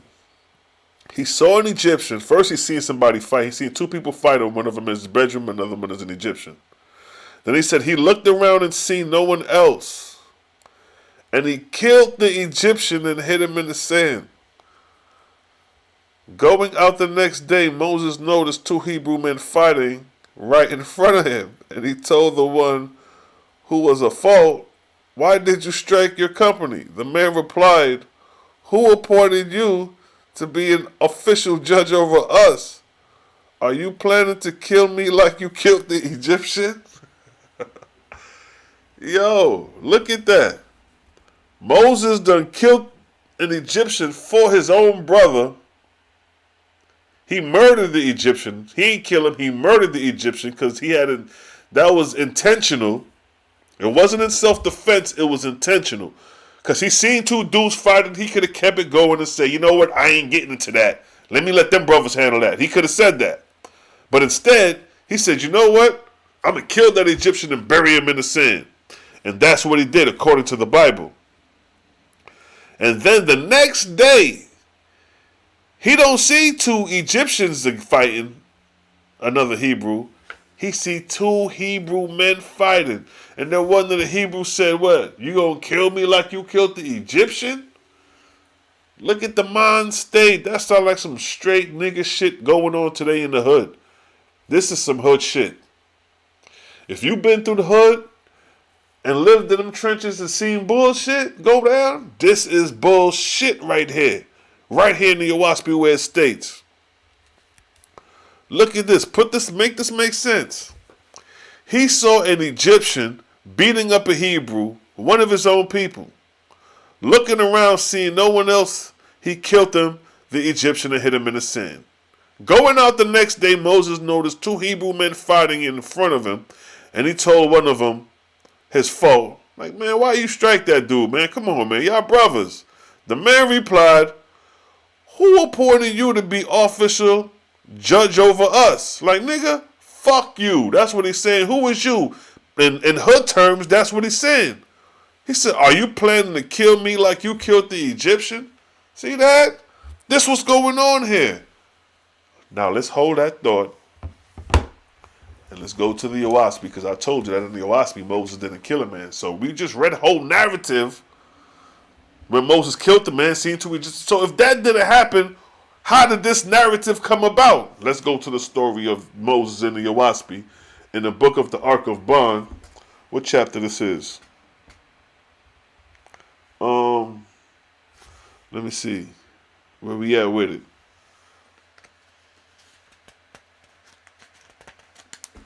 Where we at with it? Hold up. All right, here we go. You're going to lose track, goddamn it. What's that? Chapter 15. Book of the Ark of Bond, chapter 15, verse 32. Verse 32. So we just read in the Bible what I just said. Moses killed the Egyptians, and his brother turned on him and said, "Who are you to judge over us? You going to kill us like you killed the Egyptian." Bam. OAHSPE say that didn't happen, so who created the narrative? Let's get it.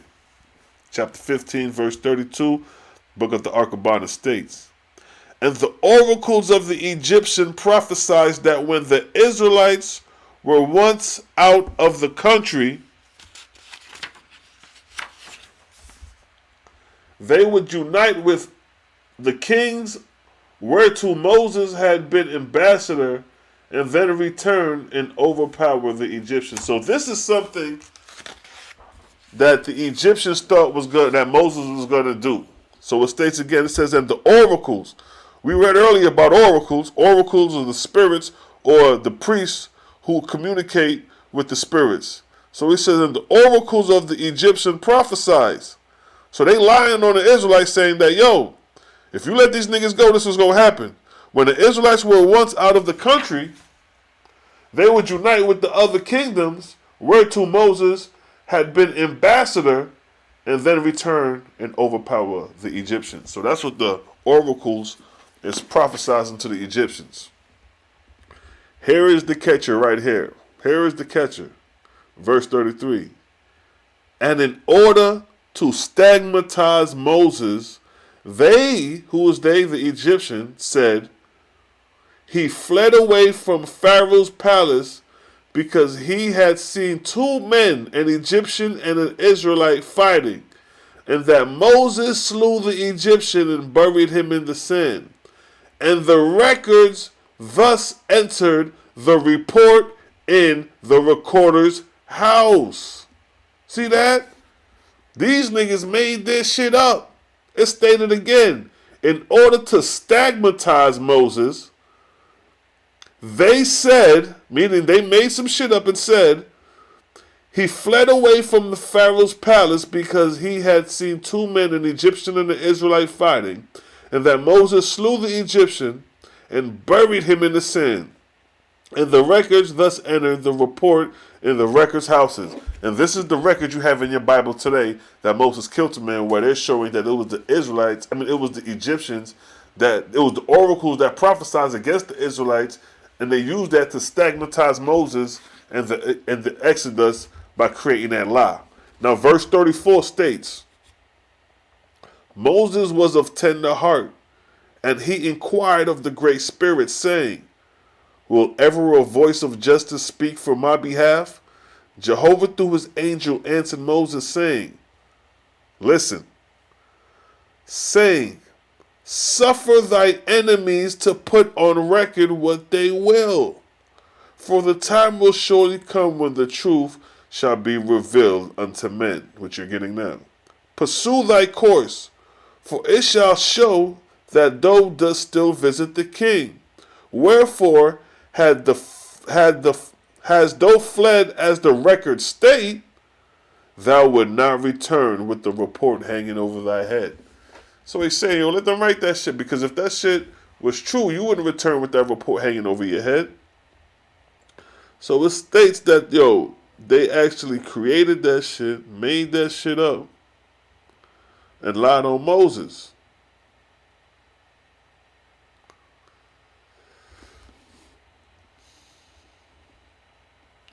Again, it stated, in order to stigmatize Moses, they said he fled away from Pharaoh's palace because he had seen two men, an Egyptian and an Israelite, fighting, and that Moses slew the Egyptian and buried him in the sand, and the recorders thus entered the reports in the recorder's house. Moses was of tender heart, and he inquired of the Great Spirit, saying, will a voice of justice speak in my behalf?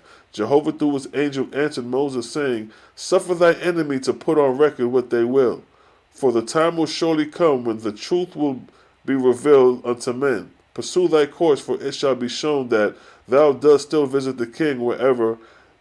Wherefore hast thou fled as the report stated, thou would not return with the report hanging over thy head. So it's showing you that goddamn Egyptians lied on Moses. Moses didn't kill a man in the OAHSPE. It was allowed by the Egyptians to stigmatize the Exodus and stop them from leaving the land because they thought they was going to unite with the kingdoms that Moses had ambassador with and then take over Egypt. That's what the oracles prophesied. So this shit get deep, yo. OAHSPE reveals a lot of things that it was like, oh, none of these men were murderers. It was all lies by the false pens of the scribe, Jeremiah 8:8. False pens of the scribe do write falsehood. And that's exactly what you got in your Bible. They falsified saying Moses was a killer when he wasn't. Bam! Hook, line, and sinker.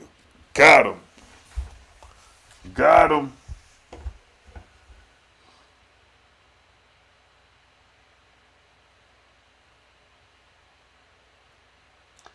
Y'all get into it.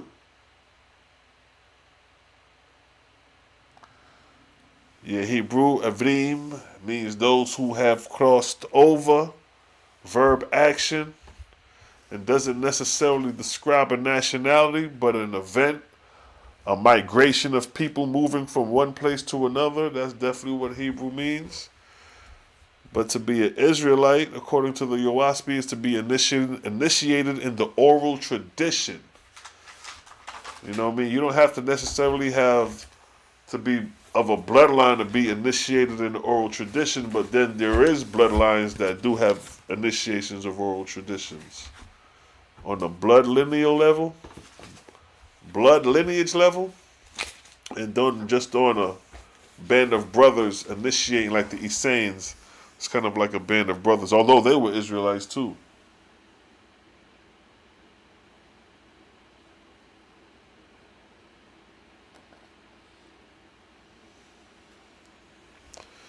Yeah, and the OAHSPE do talks about that part as well. Talks about it all. Boy, it's 2:53 in the morning. We've been vibing, yo. We've been having a nice vibe tonight. Good, bad, and ugly. That's exactly how I like it, yo. But it's a vibe and we gonna turn up. You dig? Let's vibe out, y'all. It's a vibes. It's a vibes.